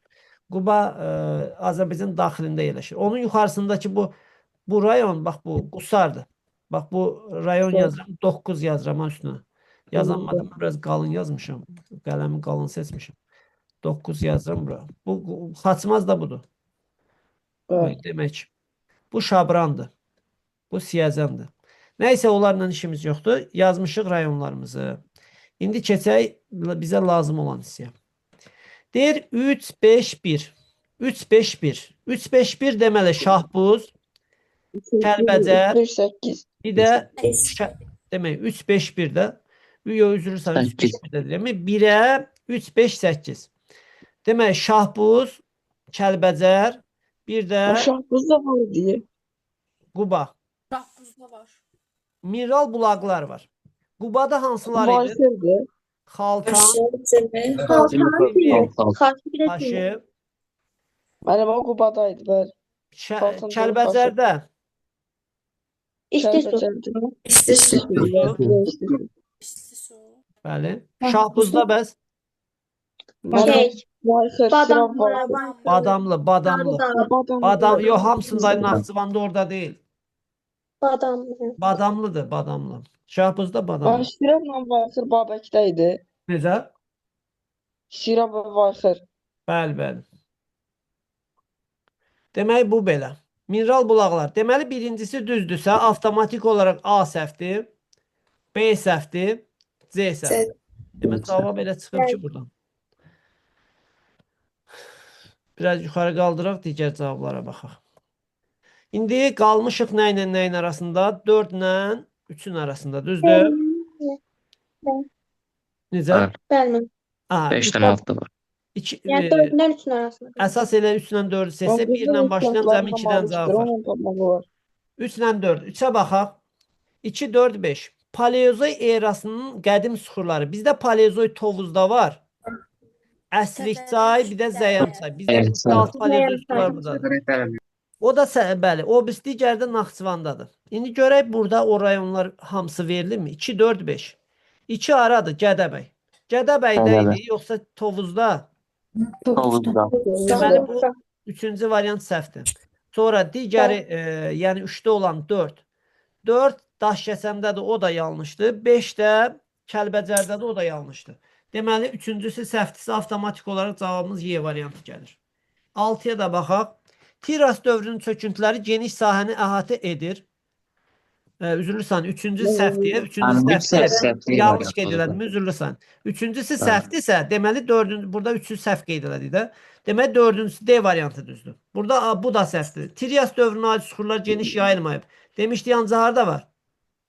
Dərəliyəzdə. Dərəliyəzdə. Təbii ki, o geniş yayılmayıb, Yura Təbaşir dağlardan nisbətən genişdir. Yəni buradan zaten cavab çıxdı. 3-cü səhv qeyd elədikdə gördüyünüz Paleozoy yaşlı süxurlar Tovuzda, bir də Naxçıvandadır. Burada da rayonlar səhv. Ama cavabımız 4 ilə başlayalım. 1, 4, 5. 5'ə baxaq. Deyir 2, 5, 6'da qızıl ehtiyatlar var. 2, Gədəbəydə demişdik Gədəbəy, Qoşa. Zor Sonra qubul. demək 5 oldu. Kəlbəcərdə Qızılbular, Kəlbəcərdə bəli, var. zor yatağımız. Qızılbular. 5 Vecdən. və digəri hansı idi? Zəngilan rayonu. Zəngilanda Təbii ki, Vecdən. orada da doğruydu. Cavabımız artıq məlumdur zaten. 1 ilə Bəli. 4-ü tapan kimi onsuz da bilindi hansı cavab. Digərinə də istəyirsiniz baxaq. Məsələn 1-7-8 yazılı meşələr geniş sahə tutur. Naxçıvanda ümumiyyətlə meşə gəldisə avtomatik üstündən xətt çəkirik. Aydındır? Heç o birilərə baxmağa ehtiyac yoxdur. Baxmadığımız variant qalmadı ki, səhv eləmirəmsə hamısına baxdıq, düzdür? Baxdıq, bəli. Əla. Keçək növbətisinə. 79. 79-cu sual. Xəritə sxeminə əsasən şərti işarələrlə verilmiş faydalı qazıntı yataqlarının doğru verildiyi bəndi müəyyən edin. Bu tip suallarda birinci görəyələ yanlış verilən bir şey varmı onu araşdıraq. Məsələn, burada bu xəritədə gördüyünüz qeydlərdə hardası yanlış qeyd varmı? Bəli, müəllim, 1. Məsələn, 1 niyə yanlış qeyd olunub? Doğrudan. Qubadlıda nə var idi? Əqiq ehtiyatı var idi, düzdür? Bəli. Demək, burada Bir düzdür da. necə? Bir düzdür. Bəli, Qubadlıdır. Qubadlıdadır. Elə Qubadlı da verilib. Bəs 2 necə? İsmayıllıda var idi mi bu? Yanaşış var idi. Yanaşış. Abşeronda var idi mi bu? Nə ehtiyatıdır bu 3 nöqtə? Qumda müəllim. Bəli, var idi. Bəli. Kvaşqum. Sonra 4 nə ehtiyatıdır? Molibden. Molibden Azərbaycanda yalnız harda var? Qarağaç ehtiyat Müəllim, sorduğumuz. Qarağasay Ordubadda. Qarağaçay Diyarsa yataqlarında. Sonra demək biz qeyd elədik. Onda 1 cavabımız, 2 cavabımız, 1, 2, bir də 3. bəli. Sonra bu zivə yataqları respublikamızda Murovdan cənubda hansı rayonlardadır? Kəlbəcərlə Laçında. Kəlbəcər. 5-də verilmişdir. Bu da Kükürd yatağıdır. Kükürd yatağımız Azərbaycanın hansı hissəsindədir? Çıraqdərə Kiçik Qafqazda. Evet, Belə. Kiçik Qafqaz arasında, Kiçik Qafqazın şimalındadır. Yaxşı. Sonra hansı sual? 80 idi, yoxsa 80 neçə idi? Aynen. 80'də o 3'də Dolomit'di də deyəsən. Bəli, bəli. Kitabda yox idi. O xəritədə var idi. Azərbaycanın faydalı qazıntılar xəritəsinə baxmadın. Ben baxdım. Bir də yaxşı baxarsan zəhmət olmasa. Bax bu hissədə var ondan. Naxçıvanın bu hissəsində. Demək, bu yanar şist ehtiyatıdır. Məsələn, bu da yanlışdır. Bu polimetal var idi mi? Şeydə. Zəngilanda Zəncirlər arasında Zaqatala Balakən. var. Lap elə burada yanlış göstərilənlər soruşur ha, sadəcə olaraq. Ona görə biz gərək yanlış göstərilənlər tapaq. Mənim Seolit hardaydı? Seolit Biri Tovuz'daydı. Tovuz'dadır. Ona görə o səhvdir. Bir də yanar şist. Bəli. Yanar şist İsmayıllıdaydı. Qobustanda. İsmail, Quba, Qobustan. 2, 6, Mənim 3'ü səhv veriblər. 2, 6, 2, 3, 6. 3, 6. Dolomit filiz faydalıdır. Dolomit tikinti materialıdır. Harda dediğin yerləşir o? Naxçıvanda. Naxçıvanda. İstəyirsiniz 2 dəqiqəlik vaxtımızı ayıraq. Həmin o təbii sərvətin yayıldığı yerə baxaq. Demək, Azərbaycanın faydalı qazıntıları, mineral ehtiyatları. Baxın, işarə hissəyə. Burada görürsünüz həmin işarəni. Görünmür. Xəritə yoxdur. İşarə, xəritə görünmür, hə. Paylaşmamışım. Bir dəqiqə.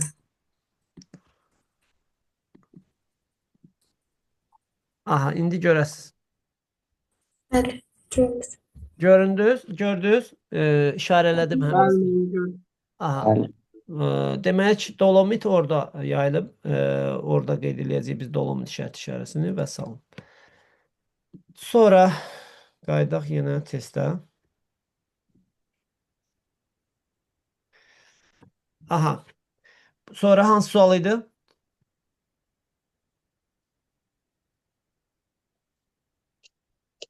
80 demiştiler. 80'i qeyd elədik də cavab 2, 3, 6 səhv idi. Çünki yanar şist Kiçik Qafqazda yoxdur. Dolomit Ceyran çöldə yoxdur. Seolit də Tovuzda idi. O da verilib burada Siyəzəndə təxminən. O da yanlışdır. Böyük Qafqazda seolit verilməyib. Kiçik Qafqazda Tovuz rayonundadır. Sonra hansı sual? Qeyd eləyək zəhmət olmasa. Müəllim, seolit gili Ağdağ yapağındadır da. Bəli, bəli. Sonra Necə öyrənmək olar? Asan yolla. necə? Asan yolla necə öyrənmək olar? Üzülürsə yaxşı eşidə bilmədim. Fatimə? Xəritəni asan yolla necə öyrənmək Aha, olar? xəritəni necə öyrənmək olar? Xəritəni asan yolla, təbii ki, birincisi bu məsələn 81-də görürsən də kontur xəritə verilib, heç bir şey yazılmayıb. Düzdür? Həmin xəritədən istifadə eləyərək digər xəritələrdən istifadə eləyərək, yəni kontur xəritələr satılır da atlasla bərabər. Onu işləyib öyrənə bilərsən, bu bir yol. İkinci, məsələn, çox test işlədikcə çox suala baxmaq məcburiyyətində qalırsan və çox suala baxdıqca istər-istəməz xəritəyə müraciət edirsən. Bu bir başqa bir yoldur. Sonra özün üçün məsələn nə edə bilərsən? Bir gün məsələn Böyük Qafqazı, onun ətrafını öyrənə bilərsən. Böyük Qafqazda ətrafında yerləşən düzənliklərdir, dağlıq hissələrdir, faydalı qazıntılardır. Məsələn, nə yayılıb Böyük Qafqaz ətrafında. Sonra bir gün bunu öyrəndin, növbəti gün keçib məsələn Kür çökəkliyinə aid ərazilər. Sonra onları axırda birləşdirirsən ümumilikdə. Yəni bu tipdə də öyrənmək olar. Başqa məsələn xəritələr çap olunan xüsusi məsələn yəni ki vəsaitlər var. MHM və s. Məsələn alıb onu da işləyə bilərsən. Onun içində məsələn müxtəlif xəritələr var. Hansı ki nə bilim deyək kontur xəritə ilə verilib, işarələnib məsələn adada yerləşən ölkələr, nə bilim ekvator xəttinin kəsdiyi, Qrinviç meridianın kəsdiyi, Azərbaycanın məsələn sərhəddə yerləşən rayonları, nə bilim faydalı qazıntıların yayıldığı ərazilər. Bu tip yəni şeylər ayrıca elə bir xəritədə ancaq məsələn bir mövzu verilib də. Məsələn nədənsə bəhs eləyirsə ancaq həmin hissəyə yer ayrılıb. Başqaları təsvir olunmayıb. Məsələn tropik işıqlanma qurşağının yerləşdiyi ərazilər və yaxud tropik xəttinin kəsdiyi ölkələr və s. Yəni o tip belə deyək xəritələri alıb oradan da öyrənə bilərsən. Yəni belə başqa proqramlar da var. Məsələn xəritə öyrənmək üçün. Bəzi uşaqlar məsələn onlar onun üzərində Müəllim, mən öyrənmişəm, müəllim. Faydalı olur ola. O da faydalıdır. Yəni müxtəlif yollar var. Mən məsələn özüm necə baxmışam, tutaq ki, deyək ki, qoymuşam qabağıma hissə baxa-baxa öyrənmişəm və yaxud dediyim kimi əsasən sual çox işləyəndə daha çox öyrənmək olur. Çünki bəzən insan elə belə oturub baxım, xəritəni öyrənim deyə öyrənə bilmir. Amma suallar çox yazdıqca, çox test sınaq, nə bilim işlədikcə tez-tez xəritəyə müraciət eləməli olursan. Bəzən baxmadığın yerlərdən, fikir vermədiyin yerlərdən suallar düşür. Həmin o yeri axtarıb tapana qədər sən nə qədər məsələn əlavə məlumata baxırsan. Da, yəni o yeri axtarıb tapana qədər əlavə şeyləri də öyrənirsən, hər dəfə gözü ilə görürsən. O səbəbdən yəni bu yolla öyrənmək effektiv olur. Çox sağ ol. Sağ ol. Biz də indi çalışarıq xəritə üzərində məsələn o təkrarda məsələn qaydanda mən məsələn işarə qoyacağam, siz yerini deyəsiniz ki, məsələn bu ərazi haradır, kontur xəritədə. O şəkildə də öyrənəcəyik yəni. Mövzuları bir dəfə ümumilikdə yaxşı yekunlaşdıra bilsəydik, təkrarda bunları yəni test çalışıb yekunlaşdırmaq istəyirəm biraz mövzuları. Ki təkrara daha tez qayıda bilək. Necə? Biz neçənci bölmədəyik? Biz bölmə olaraq deyəndə mən hissə test toplusuna uyğun gedirəm. Hal-hazırda litosferdə biz sonuncu mövzudayıq. Bölmə olaraq ümumilikdə böyük baxsaq, yəni əsas 4 dənə fiziki coğrafiyada böyük bölmə var. Litosfer, hidrosfer, atmosfer, bir də biosfer. Biz birini yekunlaşdırmışıq. Ondan əvvəldə əlavə olaraq bu xəritələr və bölməsidir. Günəş ətrafında hərəkət, onun yəni ki, coğrafi nəticələr kainat bölməsində yekunlaşdırmışıq. Təbii ki, əsas məsələ mövzuları oradandır. Amma Müəllim, əsas geniş olan bu 4 dənə bölmədir. Onun birini yekunlaşdırdı, qaldı 3-ü. Fiziki coğrafiyadan bizim indi bir dərs bu gün keçəcəyik. Ondan da litosfer bölməsi tam yekunlaşacaq. Başlayacağıq atmosfer bölməsinə növbəti dərsdən. Fiziki müəllim, coğrafiyadan 3 bölməmiz. ümumi bütün mövzuları nə vaxt bitirəcəyik? Bu bütün mövzuları bitirməyimizin yəni ki, müəyyən qədər yəni vaxtı təxmini gəlir yanvarın sonu, fevral ayına təxmini yəni uyğun gəlir. Əgər hər şey qaydasında olsa, yəni siz yaxşı öyrənsəz, dərsdən geri qalmasaq, belə deyək, yəni həm təkrar yerində olsa, yəni dərsi təkrar saxlamaq məcburiyyətində qalmasam, yəni hər dərsi yaxşı öyrənsəz, testin yazsaz, davamlı olaraq dərs keçsək, yəqin ki, yanvarın sonu, fevral ayı yekunlaşacaq. Yəni buraxılış imtahanına qədər bütün mövzuları yekunlaşdırmağa çalışacağım. Aydındır? Oldu müəllim. Oldu. İndi sizdən 82-ci sualda buyur. 82-ci sualda 3 dən 4-cü varianta baxa bilərik. 3 ilə 4-cü. Şıx mineral bulağı harda yerləşir? Birinci onu deyək. Abşeron, Ay, sağ ol. Bəs Şırlan? Şuşa, Şabran. Yox, Şırlan, Şırla, Şabranda Qarşısı hansıydı? bu. Qalaltı idi. Şırlan, İsa, Çox istifadə olunan Şuşadır. Şuşa. Tur Bax, üstündə. yarım səhra hansı olar? Mülayim iqlim hansı olar? Yəni Abşeronla Şuşanın fərqli cəhəti nədir? Yəni hansı Şuşa daha yarım isti və səhra quraqlı deyil. yerdir, hansı nisbətən rütubətli yerdir? Abşeron da Yarım səhralarda. Bəli, bəli. Yarım səhradır müəllim. Biri yarım səhra quru çöl iqlimidir. Demək, Şıx mineral bulağının fərqli cəhətidir bu. Aydındır? bəli. Bəli. Yəni ərazi olaraq da bilinir də, ora rütubətli, yağıntılı, müharibədə də gördük də, yəni tez-tez yağış və sar yağırdı, bəzən hücumlara mane olurdu bu. Dumanlı hava, bəzən dronların hərəkətinə mane olurdu orada. Amma Abşeronda elə deyil də, duman və sair az olur. Yağıntı az düşür. Yalnız ilin soyuq dövründə düşür. Yaylar öz görüşdə Bakıda vəziyyət necə olur? Əgər bu ətrafda yəni yaşayan varsa, orada burada yaşayan olmasa da, yəni Naxçıvanda yaşayanlar bilir, Kür çökəkliyində yaşayanlar bilir ki, Bakı ilə iqlim eynidir də. Samur Dəvəçovalığında yaşayanlar bilir, hamısında eyni iqlimdir. Yarım səhra quru çöl. Yayda isə biz gedirik Şuşa tərəfə gəzməyə, məsələn, sərinlik və s. qarşılaşırıq orada. Sonra hansı sual?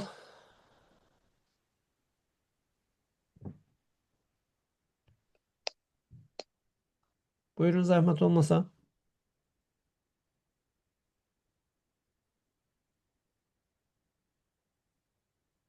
Sualınız yoxdursa, yekunlaşdıraq dərsə keçək. Məndə yoxdur məndə. 97. 97-ci sual. Bayaq qeyd elədiyimiz hissədəndir. Görürsən bu hissələr düzdürmü? Adları yadında qaldı bu ərazilərin. Bu Bir ərazilər, Naxçıvandı. Naxçıvanda hansı idi? Günnüt, Qapçı. Qapıcı. yəni bu zona nədir Bəli. ərazidir? Dağlıqdır, Dağlıq. düzdür? Samur Dəvəçovalı. Yox, Samur dəvəsi Xəzərə çıxışı olan ərazi. Samur dəvəsi budur. Bura olacaq hara? Qonaq. Qonaq. Bu Böyük Qafqazın şimal-şərqində yerləşən dağlıq hissədir. Evet. Deyək ki, daimi qar xəttinə malik deyil, əslində hər ikisi malikdir. Niyə? Çünki burada Şahdağ zirvəsi var. Yəqin ki, bilirsən ki, hündürlüyü 4243-dür. 4243 Bizdə də qar metr. xətti neçə metrdən keçir? 3000. 3900. 3900. Daimi qar xətti əsasən. Yəni buzlaqların ərimədiyi. Günnüt Qapıcı, ümumiyyətlə Kiçik Qafqazda da daimi qar xəttinin olduğu yeganə dağ Qapıcıqdır. Düzdür? Bəli. Deməli, hər ikisinin nə idi bu? Ortaq. Ortaq Ortaq. cəhət. Bəli, oxşar cəhətlidir. Burada uyğunluğu müəyyəndə, yox, burada ortaq cəhət soruşmur, əslində uyğunlaşdırmaq lazımdır da. Burada deməli, biri heç birisinə uyğunlaşdırmayacaq. D olar. Bəli. Biri heç Bəli. birisinə götürməyəcək. Yəqin bəlkə bunu götürmürsən, səhv olub. Bəli. Hayda, orada ona görə elə səhv olub. Zəngin travertin mərmər ehtiyatı hansındadır? Naxçıvan 1-də yəni. Bir Naxçıvan. Dağ, meşə. Meşə Naxçıvanda var idimi? Yoxdur. Azərbaycanın Yox. yeganə dağlıq Yox. ərazisidir ki, orada meşə yayılmayıb. Ona görə o 2-yə gedəcək. Sərhəddində Sudur silsiləsi yerləşir. Sudur silsiləsi hansı ölkə ilə sərhəddədir? Bir Rus. İran. Rusiya. Rusiya. Deməli, avtomatik olaraq hara gedəcək? İkiyə. İkiyə. 2-yə. İkiyə. Yayı quraq keçən soyuq iqlim. Naxçıvan. Azərbaycanın dağlıq Naxçıvan. ərazilərində adətən qışı quraq keçəndə Naxçıvan Azərbaycanın digər ərazilərinə elə bil tərs ərazidir. Orada yayı quraq keçəndə. Bizdə yəni digər bölgələrdə qışı quraq keçən. Düzdür, az miqdarda Talışda da var, amma əsas Naxçıvan tərsdir. Sonra bitdi mi? Yəni sual yekunlaşdı. Başqa sual var mı? Müəllim. Yaxşı. Keçək indi Azərbaycan Respublikasının demək nəyinə? Relyefinə.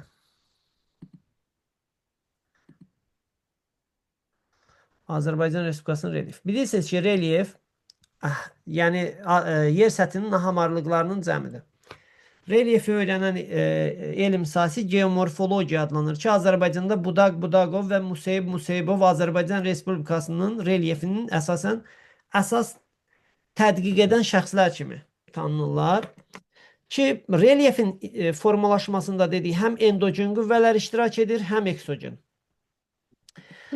Endogen qüvvələri biz birinci keçəcəyik, sonra isə təbii ki, eksogen qüvvələri. Siz hal-hazırda kitabı görürsünüz də, yəqin ki, düzdür? Bəli. Aha. Bəli. Uşaqlar, Azərbaycan ərazisi əsasən belədir. Relyefinə görə 60% dağlıqdır, təbii ki, 40% düzənlik. Bu, dünyada tərs prosesdir. Dünyanın isə əksinə 40% dağlıq, 60% isə düzənlikdir. Bəli. Respublikamızın ərazisinin belə olma səbəbi onun hansı geosinklinal qurşaqda yerləşməsi ilə əlaqələndirilir? Alpinlar. Azərbaycan ərazisində relyefin formalaşmasında endogen proseslərin üstünlüyünün səbəbi hansı litosfer tavalarının toqquşmasıdır? Avrasiya, bir də Afrika Arabistan. Avrasiya hara? Afrika Arabistan. Özdə Ərəbistan Avrasiyanın Şərqi Avropa platforması ilə toqquşur. Ki, Respublikamızın ərazisi adətən konus proyeksiyada öyrənilir. Konus proyeksiyada yer kürəsi konusa toxunur. Neçə dərəcə şimal enliyindən?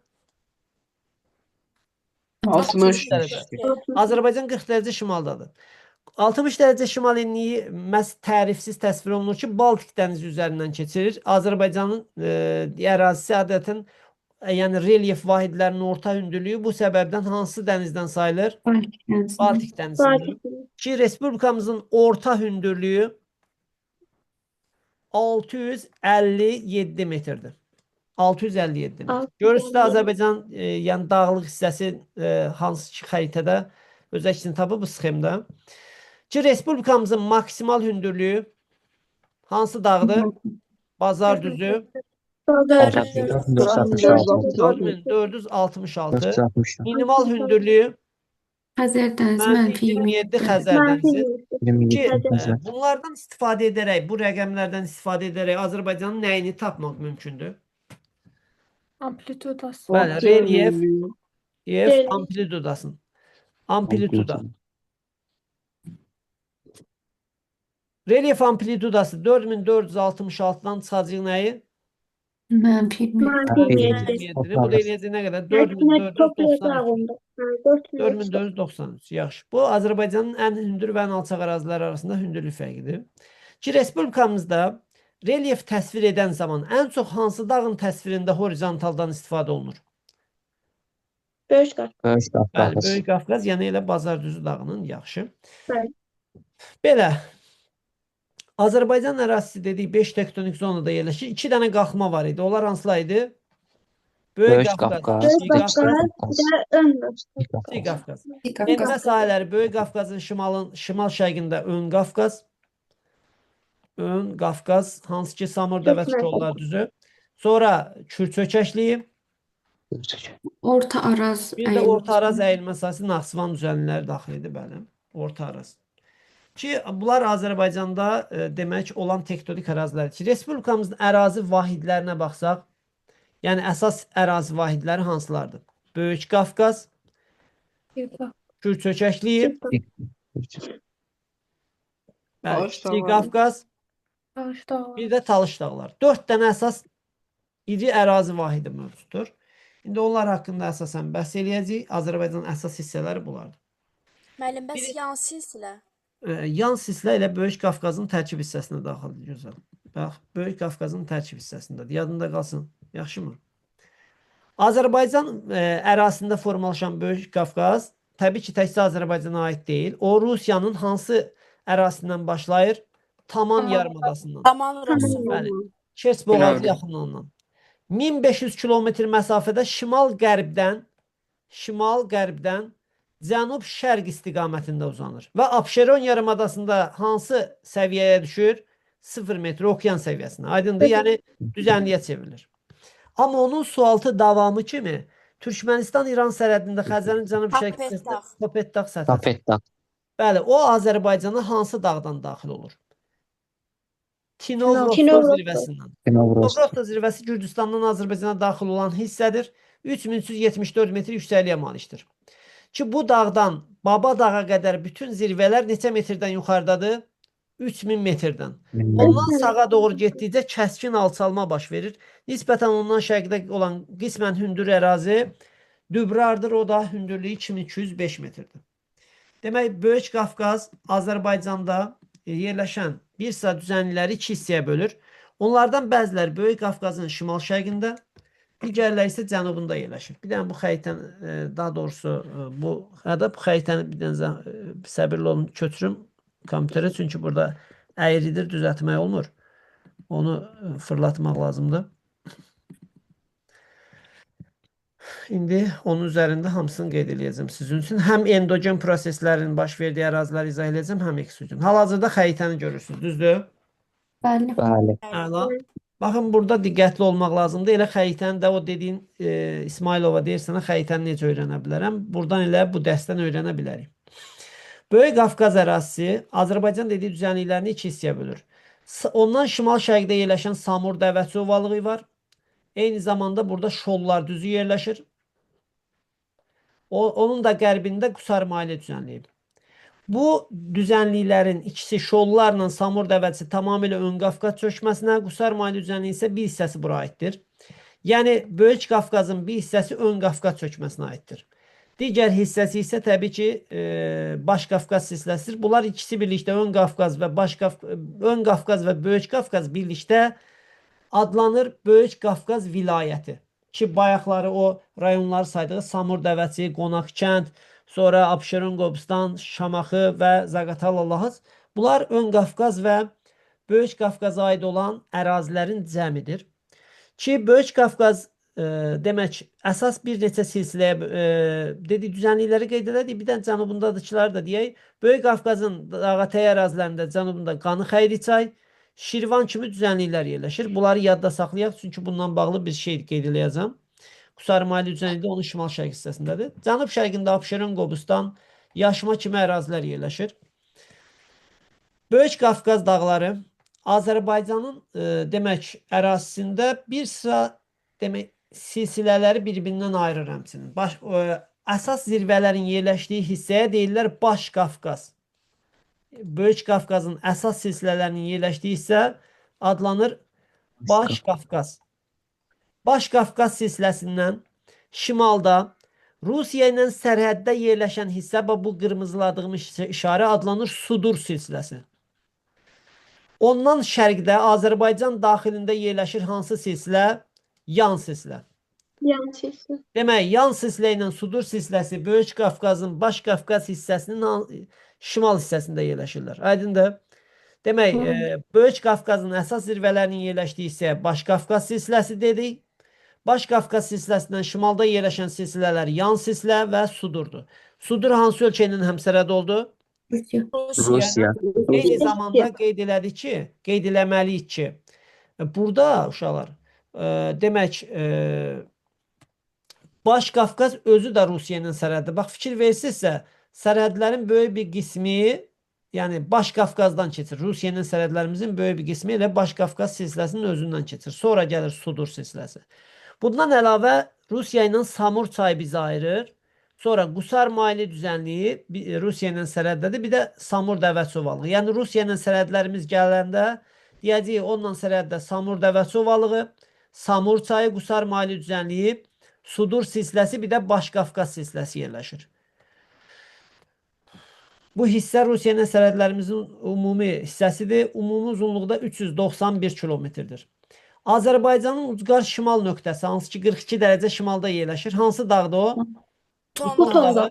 Tonda. 3648. O da məhz Rusiya ilə həmsərhəddə olan əsas dağlardan biridir. Yadınızda qalsın. Bu Böyük Qafqazın demək şimal hissəsi ilə bağlı əsas qeydlər idi. İndi onun cənubuna baxaq. Onun cənubunda Qovdaq, bax bu 7-ni görürsünüz də bu hissədən. Qovdaq silsiləsi. Gördünüz işarələdiyim hissəni. Biraz rəngi fərqli oldu.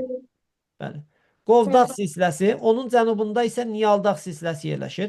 Qovdaq, Niyaldaq Böyük Qafqazın cənubundadır. Cənub-şərqə doğru Ləngəbiz və Ələt tirəsi uzanır. Cənub-şərqdə də Qobustan-Abşeron bölgəsi yerləşir. Bu hissə. Demək, bunlar Böyük Qafqazın cənub-şərq hissəsində yerləşən hissələr oldu. Cənubunda və cənub-şərqində. İndi özündə nələr var? O Baş Qafqaz dediyimiz hissə. Baş Qafqazdan əsasən nə kimi suallar düşə bilər? Baş Qafqazda yerləşən əsas zirvələr Bazar düzüdür. 4466. Ondan şərqdə qeyd olunmayıb xəritədə Respublikamızın ikinci ən yüksək zirvəsi yerləşir. Onun adı nədir? Tufan Zəfər. Zəfər. Zəfər zirvəsi. Deməli, birinci yerdə, birinci ən yüksək zirvə oldu hansı dağ? Quton dağı. Bazar. 4466. Bəli. Bazar demək düzü dağı 4466. İkinci yerdə yenə Baş Qafqaz silsiləsində Zəfər. Nə qədər oldu? 4320 metr. O da Baş Qafqazın şərqindədir. Üçüncü zirvəmiz Baş Qafqazda deyil. O yan silsilədə Şahdağ zirvəsidir. Şahdağ. 4243. Bəli. Şahdağ 4243 metr. Bunlar ən hündür hissələrdir. Sonra bu yan silsilədə bir dənə yarı dağ var. Demək o da 4000'lik dağdır. 4116. Bəli, 4116. Sonra digər dağlarımız burada Tufandır, 4191 var. Bazarlıyur var, 4126 metr. İndi onu siyahdan yenə göstərəcəm. Sonra Çingiz Mustafayev var. 4000 neçədir? 63. Bəli. Sonra Raqdan var bu hissədə. 4020 metr. Yəni 4000'lik dağlar əsasən ya yəni yan silsilə ya da Baş Qafqaz silsiləsində əsasən yerləşirlər. Böyük Qafqazın cənubunda 4000'lik dağlar yoxdur. Görürsünüz, açıq rəngdə verilib bu hissələr. Fikir verirsiniz. Əsasən yəni Böyük Qafqazın özü və şimal hissəsində daha çox hündür dağlar yerləşir və ümumiyyətlə bir şey qəbul eləmək lazımdır ki, Azərbaycanda 4000'lik dağlar gəlsə sualda ancaq onu Böyük Qafqazdan axtaracaq. Nə Talışda, nə də Kiçik Qafqazın istəyir Azərbaycanın əsas hissəsində, istəyir Naxçıvan hissəsində 4000'lik dağ mövcud deyil. Bundan başqa 4000'lik dağ yoxdur. Bu dağlıq ərazilər əsasən çökmə süxurlardan təşkil olunub. O səbəbdən yan silsilə və Baş Qafqaz silsiləsində sürüşmə halı baş verir. Qeyd eləmişdik, bu xarici qüvvədir. Yeraltı suların fəaliyyəti ilə. Yüksək hissələrdə, zirvələrdə daimi qar və buzlaqların təsiri ilə nival buzlaq landşaftı yayılıb. Böyük Qafqazda bu xarici qüvvədir, eksogen mənşəli relyef formaları. Hansı ki, Troq dərələri, karlar, sirklər əsasən müşahidə olunur. Bundan əlavə burada çaylar əsasən çox axır. Çünki Böyük Qafqaza çox yağıntı düşür. Azərbaycanda cənub bölgəsindən sonra ən çox yağıntı Böyük Qafqaza düşür. Buradan axan çaylar meylliliyin çox olması ilə əlaqədar çox yüksək sürətlə axır və süxurlar nisbətən yumşaqdır deyə çayların dərəsi çox dərin və ensizdir. Belə dərin dar dərələr çox böyük olduqda ona kanyon deyirik. Vəlvələ çay üzərində Təngə dərəsini misal göstərə bilərik. Bu çaylar həm Böyük Qafqazın şimal-şərqində yerləşən düzənliklərə, həm də Kür çökəkliyində yerləşən düzənliklərə dağlardan süxurları yuyub gətirdiyinə görə və burada çöktürdüyünə görə gətirmə konusları yaradan gətirmə konusu formalaşan düzənliklər deyirik. Çünki çay sürətlə axır dağdan, süxurları yuyub parçalayır və daşıma gücünə sahib olur. Düzənliyə çıxanda çayın sürəti azaldığı üçün gətirdiyi materialları ətraf ərazilərə yayaraq demək nə yaradır? Əlavə düzənliklər ki, bu yelpikvari şəkildə genişlənir, konusa bənzər, yarım çevrə şəklində. Bəli, o səbəbdən gətirmə konusu, yəni formalaşan düzənliklər axtaranda dağların ətrafında olan düzənlikləri qeyd eləyəcəyik ki, adətən burada demək, alluvial düzənliklər, çay çöküntülərindən ibarət olan düzənliklər formalaşır. İşarələdiyim düzənliklər də məhz bu tip düzənliklərdəndir. Bir də Xəzərə çıxışı olan Samur Dəvəçi ovalığı və burada Yaşma düzü, eyni zamanda Abşeron ətrafı ərazilərdə demək, abrazyon çöküntülər var. Yəni dəniz dalğalarının yaratdığı çöküntülər. Həm akkumulyativ, yəni belə deyək, alluvial mənşəli çöküntülər var. Yəni həm çay çöküntüləri var, həm də abrazyon çöküntülər. Mənim Xəzər dənizi yuyurdu oranı. Bəli, Xəzərə çıxışı olan düzənliklərimizdə Samur Dəvəsi məsələn Böyük Qafqazın şimal-şərqində abrazyon mənşəli düzənliklərin olduğu hissədir. Demək, Böyük Qafqazın nisbətən hündür hissələrində balıq qulağına rast gəlinir. Bu, Azərbaycanda qeyd eləmişdik, məhz dağların su altından çıxmasına işarə edir. Burada eyni zamanda palçı vulkanlar var idi. Yadınızdadırsa fəaliyyətdə olan, hansı ki, Çeyrəki, Kənizdağ, Ayran-Tükən, Şıxsəyirli, Lökbatan, Torağay kimi ən hündürü Torağay idi. Neft qazlı ərazilər üçün səciyyəvidir. Bu ərazilərin dağlıq hissələrində denudasiya prosesi, yəni dağılma gedir. Daşınma, parçalanma. Düzənlik hissələrində isə akkumulyasiya gedir. Böyük Qafqazın ətrafında yerləşən düzənliklərdə. Sadəcə olaraq bu Abşeron Qobustanda denudasiya prosesi digər ərazilərdən fərqlənir. Yəni Böyük Qafqaz üçün deyirəm, başqa yerdə də var. Buna deyirik arid denudasiyon. Arid denudasiya quraq iqlimdə baş verən suların fiziki aşınmadan əsasən dağılma prosesidir. Çünki bu ərazi əsasən isti quraqdır. Burada çaylar özü belə müvəqqətidir. Demək, arid denudasiyon mənşəli, yəni isti və quraq iqlimindən suların dağılması prosesi gəldisə, Qobustan ətrafı əraziləri qeyd eləyəcəyik ki, burada müvəqqəti axara malik olan çaylar həmçinin yarğan yaradır. Məsələn, suxurlar parçalanır, ensiz dərin dərələr yaranır. Sonradan çay quruduqdan sonra dərənin kənarları uçaraq onun dibinə toplanır və o hamarlanır. V şəkilli dərə zamanla U şəkilli quru dərəyə çevrilir. Yəni yarğan və qobu şəbəkəsi formalaşır. Yarğanlar müvəqqəti axara malik olan çayların yaratdığı dərələrdir ki, suxurlar yuyulur müəyyən xətt boyunca. Sonra həmin dərələrin dibi dolur, olur qobu. Quru dərələr su quruduqdan sonra baş verir. Yarğan qobu şəbəkəsində məhz burada rast gəldiyi üçün bura Qobustan adlanır. Bu Böyük Qafqazın əsas xüsusiyyətləri idi. Yəni ən çox bu sual düşmə ehtimalı olan hissələri qeyd elədik. Bir də burada bir aşırım adı var. Onu da qeyd eləyək. Salavat adında. Yəni zirvələrlə yanaşı Salavat aşırımı gəlsə birinci buradan söhbət gedir. Bəs aşırım nədir? Aşırım hündür dağ silsilələrinin nisbətən çökək yerinə deyirlər. Aydındır? Aşırım. Yəni dağın bir yamacından digər yamacından keçmək üçün nisbətən alçaq hissədən keçirlər. O da aşırım adlanır. Gəldi indi Kür çökəkliyinə. Kür çökəkliyi Azərbaycanın sahə etibarindən ən böyük ərazi vahididir. Əsasən burada yerləşən düzənliklər hansı çayın ətrafında yerləşir? Təbii ki, Kür çayının, düzdürmü? Kür çayına baxaq. Kür çayının Azərbaycan arasında olan hissəsinə, sonra onun ətrafında yerləşən düzənlikləri qeyd edəcəyik.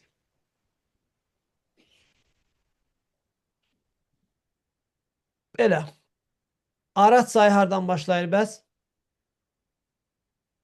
Arazboy ərazilərdən. Bəli. Türkiyədən. Türkiyədən başlayır.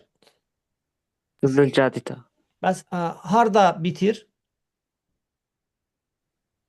Kür çayını birləşdirir. Sabirabad rayonunun Suqovuşan kəndində məşhur tarixi hadisə baş verir burada. Muğan qurultayı. Suqovuşan kəndində. 736. Bəli, bəli. İndi başlayaq bu Kür çökəkliyində yerləşən düzənliklərə. Bunları tapmaq niyə asan ola bilər? Çünki çayın ətrafına baxırıq. Birinci Kür çayına söykənmiş düzənliklər. Onun ətrafında yerləşən ərazilər göstərəcək. Amma düzənlikləri göstərməmişdən öncə bir şeyi aidləşdirməliyik. Kür çayının sol sahili deyəndə onun yuxarı tərəfi, şimal tərəfi nəzərdə tutulur, yoxsa aşağı tərəfi? Yuxarı tərəf. Bəli. Çayın axın istiqamətində dayanırıq. Sol əlimiz yuxarı, sağ əlimiz aşağı düşür. Deməli, Kür çayının sol sahilində yerləşən düzənliklər deyəndə onun yuxarı tərəfi, sağ sahil isə aşağı tərəfi nəzərdə tutulur. İndi baxaq hansı düzənliklər soldadır. Qarayazı düzü.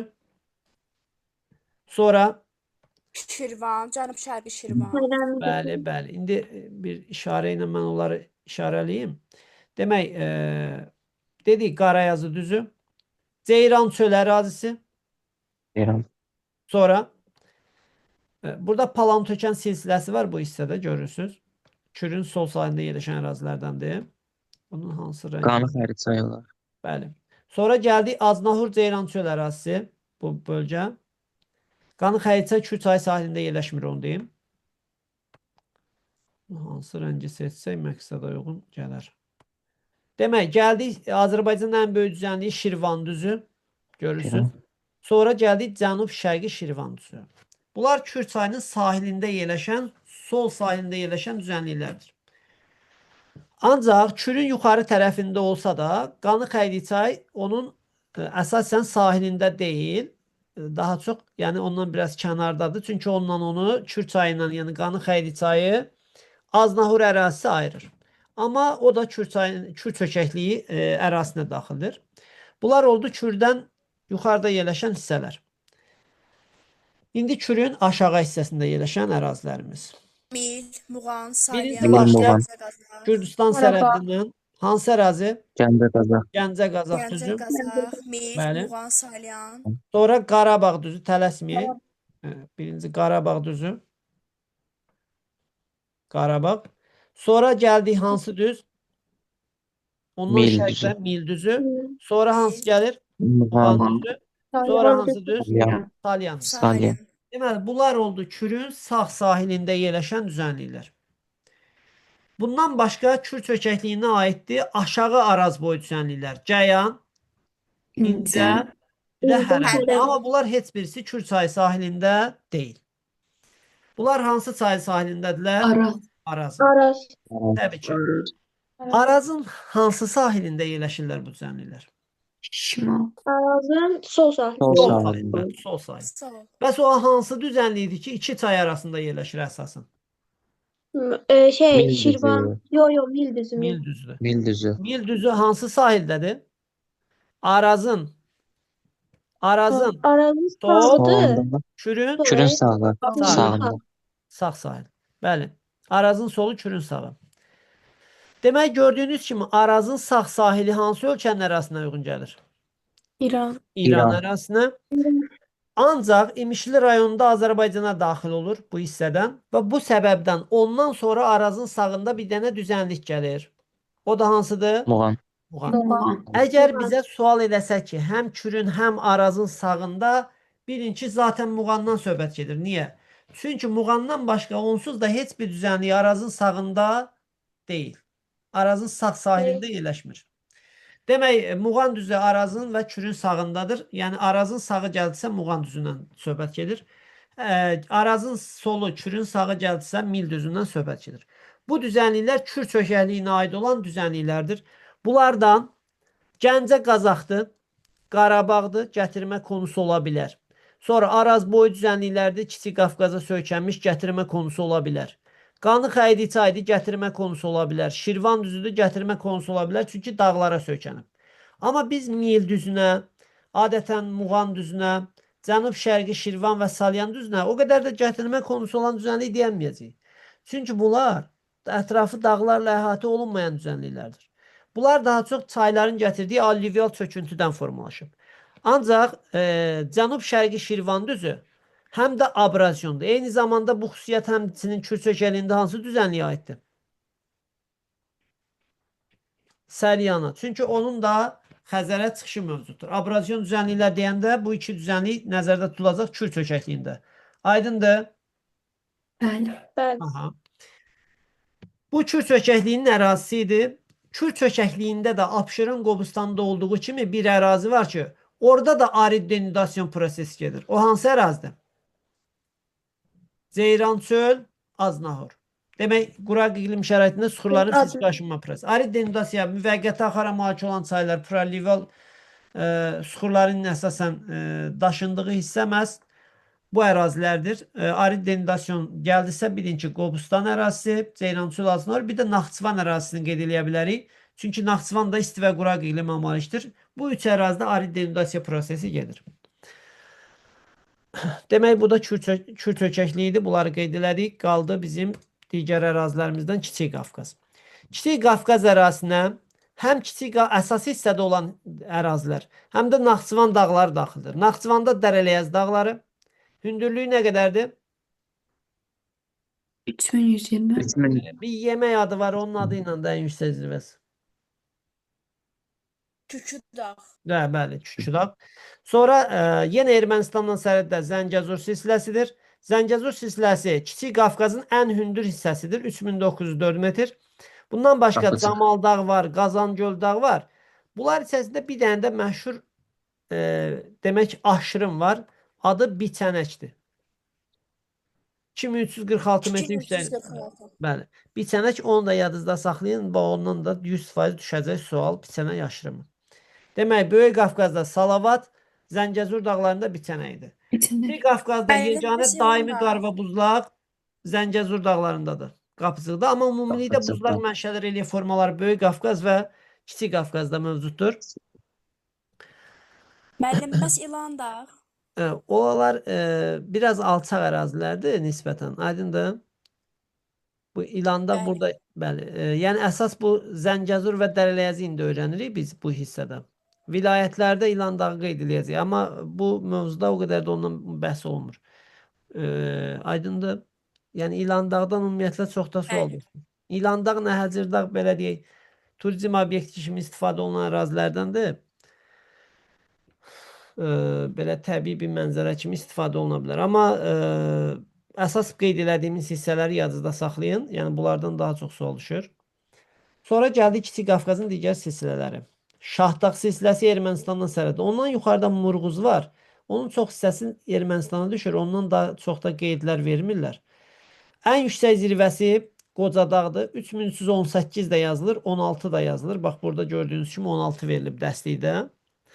Sonra Qararxıc var, bir də Şahdağ var. Amma bu Şahdağ zirvəsi o qədər məşhur deyil. Yan silsilənin Şahdağ zirvəsi daha çox məşhurdur. Burada məşhur olan Şahdağ silsiləsidir. Silsilə ilə zirvənin fərqini bilirsiniz. Silsilə bir-birinin ardınca uzanan sıra dağa deyirlər. Zirvə isə onun ən hündür hissələrindən ən biridir. hündür hissəsi. Məsələn, yan silsilənin ən yüksək zirvəsi Şahdağ zirvəsidir. Bu bir nöqtədir belə deyək, bir zirvə. Amma burada bu sıra dağdır. Ermənistandan sərhəddə Şahdağ silsiləsi. Sonra ondan sonra iki dənə dağ başlayır. Şərqə doğru Murovdur. Cənub-qərbə doğru isə Şərqi Göyçə silsiləsidir. Şərqi Göyçədə ən hündür zirvə Kəti dağdır. 3399. Murovda isə bir çox 203 zirvələr dağ. var. Böyük Hinal dağ var. Qoşqar var. Kəpəz var. Murov zirvəsi var. Ən yüksək zirvəsi isə Camışdır. Murovun ən Camış, yüksək zirvəsi 3724. Camışdır. 3724. Digərləri nisbətən alçaq ərazilərdir. Bilirsiniz, bu ərazidə tektonik cəhətdən fəaldır. Kəpəz 1139-cu ildə uçaraq Ağsuçayın qabağını kəsmişdi. Göllər yaranmışdı. Bir də bu Şamaxı zonası tektonik cəhətdən daha fəal idi. Yadınızdadırsa tarixdə bir neçə və zəlzələ olub. Şirvanşahlar dövlətinin paytaxtı dəyişdirilib bu zəlzələlər. Demək, Böyük Hinal dağdır, Qoşqardır, Kəpəzdir, Murovdur, Camışdır. Hamısı Murovun zirvələridir. Burada Murov Ermənistanla sərhəddə kimi görünmüş olsa da əslində həmsərhəd deyil. Yəni Şahdağdan sonra Ermənistanla sərhəddə Şərqi Göyçə başlayır. Murov içəridə qalır belə deyək. Sonra gəlirik Qarabağ vulkanik yaylasına. Qarabağ vulkanik yaylası hansı zirvələrdən ibarətdir? Təbii ki, vulkanların adlarını qeyd eləmişdik. Ən hündür hansıydı? Gəlin tax. Bəli, 3600. Onun cənubunda Gəlinqaya zirvəsi yerləşir, 3335. Ondan sonra aşağıda burada demək Qızılboğaz var. 581. Sonra da Böyük İşıqlı 3550 metr demək hündürlüyə malikdir. Burada Pəriçınqıllı, Ayçınqıllı, Farmaştəpə kimi ərazilər var. Sonradan Çınqıllığa çevrilib. Bunlar da Qarabağ vulkanik yaylasında 4-cü dövr vulkan püskürmələri nəticəsində yaranıb. Hündür ərazi olsa da suxuların yaşı azdır burada. Yeganə ərazidir ki, onu qeyd eləmişdik zaten geoloji quruluşdan. Onun şərqində isə Qarabağ silsiləsi yerləşir. Qarabağ silsiləsində ən yüksək zirvəsi Böyük Kirs dağıdır. Qarabağ silsiləsi hündür olmadığı üçün burada buzlaq mənşəli relyef formalarına rast gəlinmir. Demək, Qarabağ ərazi adında əsasən 3 ərazi gördük. Qarabağ düzü Kür çökəkliyinə aiddir. Qarabağ vulkanik yaylası Ermənistandan sərhəddə yerləşir. Amma Qarabağ sıra dağları Azərbaycan daxilində yerləşir. Yəni Ermənistandan həmsərhəd deyil. Bu Kiçik Qafqazın silsilələri idi. Kiçik Qafqaz ərazisi idi. Qeydlər elədik bu barədə. Yazı yaylası da buradadır Ermənistanın sərhəddə. Deməli, Ermənistanın sərhədləri sayısı Şahdağ silsiləsi, Şərqi Göyçə, vulkanik yayla, yazı yaylası, Dərəliyəz və Zəngəzur. ki Ermənistanla sərhədlərimiz ən uzundur. 1007 kilometrdir və heç bir çay sərhəddə ayırmır. Ermənistanla Rusiya arasında Gürcüstan yerləşir şimal-qərbimizdə. Gürcüstandan Mazım çayı idi burada. Qanıq çayı idi, Qabırlı çayı. Sonra Candar gölü idi. Araz da. Candar göl. Düzənliklərdən də Qarayazı, Ceyrançöl, Qanıq Həriçay düzənlikləri idi ki, 471 kilometrdə bununla idi. 391 Rusiya ilə idi, 1007-də Ermənistanla. Hamısı ilə çay Bir də sərhədimiz Maraz var, dağı trans var idi. sərhəd çayımız var, bir də Ermənistandan başqa. Buyur. Bir də Gürcüstanda Maraz dağı var idi. O düşmür. Bu hissələr qeyd elədiyim hissələrdən yadında saxla, yaxşımı? Sonra gəldik hansı ölkə ilə sərhədimizə? Türkiyə ilə. O da 15 kilometrdir. Hansı düzənliklərdən keçir? Bir dənə daha doğrusu. O da hansıdır? Sədərək. Sədərək. Demək, Azərbaycanın Uzqar şimal nöqtəsi Qutun idisə, Uzqar qərb nöqtəsi hansı ərazidir? Sədərək. Sədərəkdir. Bəli, Sədərək. Uzqar şərq nöqtəsi Şahdili və ya Neftdaşlardır. Uzqar cənub nöqtəsi isə hansı ərazimizdir? Astaraçay. Astara Azərbaycanın cənub Uzqar rayonumuzdur. 38-42 şimal, 44-51 şərq uzunluqlarında yerləşirik. Yəni şimal enliklərimiz 38-dən 42-yə qədərdir. İndi isə gəldik biz hara? Naxçıvan düzənliklərinə Talışı axırda izah edəcəm. Naxçıvan düzənlikləri Sədərək, Şərur, Böyükdüz, burada Böyükdüz var. Sonra gəlir Naxçıvan düzü, Gülüstan düzü, Ordubad. Burada bir dənə yaycı düz də var. O çox vaxt düşmür deyə onu qeyd eləmirik. Bunlar Araz boyu düzənliklərdir. Bunlardan Gülüstan, Ordubad, Kiçik Qafqaz qalxmasına qalan düzənliklər isə demək Araz boyu əyilmə sahəsinə aiddir. Amma ümumilikdə yəni düzənlik olaraq Araz çayı sahilində yerləşən düzənliklər demək Şərur, Ordubad sayılır. Sədərək, Şərur, Böyükdüz, Naxçıvan, Gülüstan, Ordubad. Bəzən qərbdən şərqə, şərqdən qərbə sadalatdırar. O zaman sizin yazıda qalsın ki, şərqdən qərbə doğru tərs istiqamətdə sadalayacağıq. Ordubaddır, Gülüstandır, Naxçıvandır, Böyükdüzdür, Şərurdur, bir də Sədərək. Qərbdən də şərqi Sədərəkdən başlayacağıq. Bu Arazın hansı hissəsidir? Aşağıdır, ortadır, yuxarıdır? Hansı hissəsidir Naxçıvan düzənlikləri? Orta. Arazın Orta. yuxarı. Çünki Orta. yuxarı Orta. hissəsi Türkiyədədir. Orta hissəsi Naxçıvanda, Orta Araz deyəndə Naxçıvan nəzərdə tutulur. Aşağı Araz deyəndə əsas hissə Cəyən, İncə, Hərəmi kimi düzənliklər nəzərdə tutulacaq. Demək, bu belə. İndi isə keçək Talış zonasına, Respublikamızın cənub bölgəsinə. Azərbaycanın cənub bölgəsində yerləşən demək, əsas relyef vahidləri Lənkəran ovalığı və Talış dağlarıdır. Lənkəran ovalığı bildiyimiz kimi şərq hissəsi abrazion çöküntülərdən və əsas hissəsi də çay çöküntülərindən ibarətdir. Alluvial manşəli. Ki burada qərb hissədə dağlar yerləşir. Azərbaycanın daxil hissəsində bura vardır, hündürlüyü çox azdır.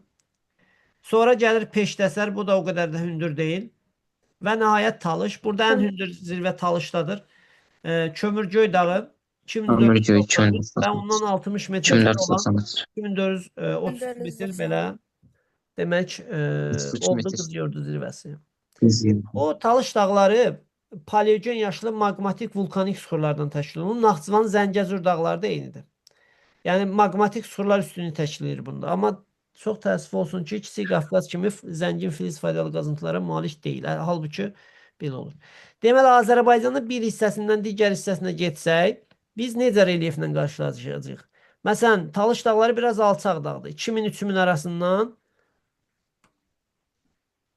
demək, gedəcəyik Kür çökəkliyinə, düzənliyə, sonra Böyük Qafqaza doğru yenidən yüksəyə qalxacaq. Kiçik Qafqazdan da elə.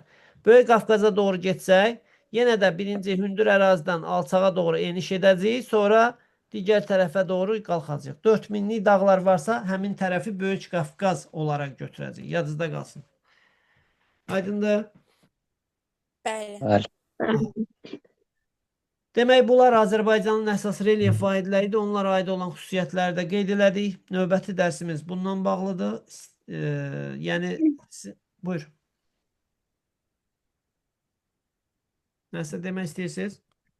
Müəllim, bir şey soruşa bilərəm? Buyur, soruş. Bu çayların axın istiqaməti necə olur? Yəni şimaldan şərqə, cənubdan qərbə, yəni necə axın istiqaməti? Axın istiqaməti necə olur? Təbii ki, biz çaya baxırıq da. Məsələn, deyək ki, Samur çayı gedib hara tökülür? Xəzərə. Bu hansı istiqamətdir? Şimal. Şimal şərqə doğru. Şərq istiqamətdə. Biz daha çox onu, yəni bizim çayların çoxu şərqə meyllidir. Nə üçün? Çünki qərb tərəf hündürdür. Azərbaycanda şərqə getdikcə nə olur? Hündürlük Artır. Azalır. əksinə azalır. Azalır. Şimal qərbdən cənub şərqə doğru hündürlük azalır. Şərqə doğru azalır hündürlüklər. Xəzər dənizinə doğru. Çayların çoxu adətən istiqamət olaraq içində ya şərqi olur, ya tək şərq, ya cənub şərq, ya şimal şərq. Bu tipli axır əksər çaylar. Məsələn, Əyriçay geriyə axır, qərbə doğru axır. Ona Əyriçay deyilir. Əks istiqamətdə axır Azərbaycandan. Naxçıvan çayları məsələn Cənubi Araz çayına doğru axırlar. Necə? Şamaxı, Xaçmaz yan silsiləyə aid olur. Xaçmaz təbii ki, yox. Yan silsilə burdadır. Quba Qusar rayonu arasında düşür. Xaçmaz isə bu yaşıl yerdə, düzənlikdədir. Samur Dəvəçovalında. Xaçmaza dağ düşmür da onda. Yox, Xaçmaza dağ düşmür. Çünki Xaçmaz bu hissəni əhatə edir və bu hissəni. Bu hissədə dağ varmı? Xeyr. Düzenli. Düzənlikdir. Yaxşı. Başqa sualınız var? Xeyr. Buradan endogen və eksogen prosesləri yazırıq. Bəli, endogen və eksogen mənşəli relyef formalarını yazacağıq. Gələn dərsimiz bu olacaq. Yenə onunla bağlı məlumatlar göndərəcəm sizin üçün. Bəs dağlardan, düzənliklərdən yenə suallar düşəcək. Onları qeyd eləyəsiniz. Müəllim, gələn dərs eksogen formaları öyrənəcəyik də Azərbaycanda. Endogen və eksogen mənşəli relyef formalarını. Yəni həm xarici qüvvələrin, Endogen və məsələn, eksogen. çayların, dəniz dalğalarının fəaliyyəti, sonra buzlaqların fəaliyyəti, məsələn, bu tip suallar olursa eksogen mənşəlidir. Endogendə də dağlar haqqında daha çox. Dağlar düzənliklərin formalaşma xüsusiyyətləri. Onlarda yayılan süxurlar və s. Konspekt və 10-cu sinif kitabına Bəli, 10 sinif keçəcəklər. dərsliyi bu mövzu üçün kifayət qədər yetərlidir əslində. Ancaq bir-iki sual var ki, orada dərslikdən deyil. Konspektdən. Konspektdən də ola bilər, konspektdə də tapa bilməsəz özümüz burada qeyd eləyəcəyik. Yaxşımı? Oldu uşaqlar. Sağ olun, mən Sağ gecəniz olun. xeyrə. Gecəniz xeyrə qalsın. Sağ olun, müəllim. Yazım yazıb baxırsınız. Zəhmət olmasın. Sağ olun. Sağ olun. Sağ olun. Sağ olun.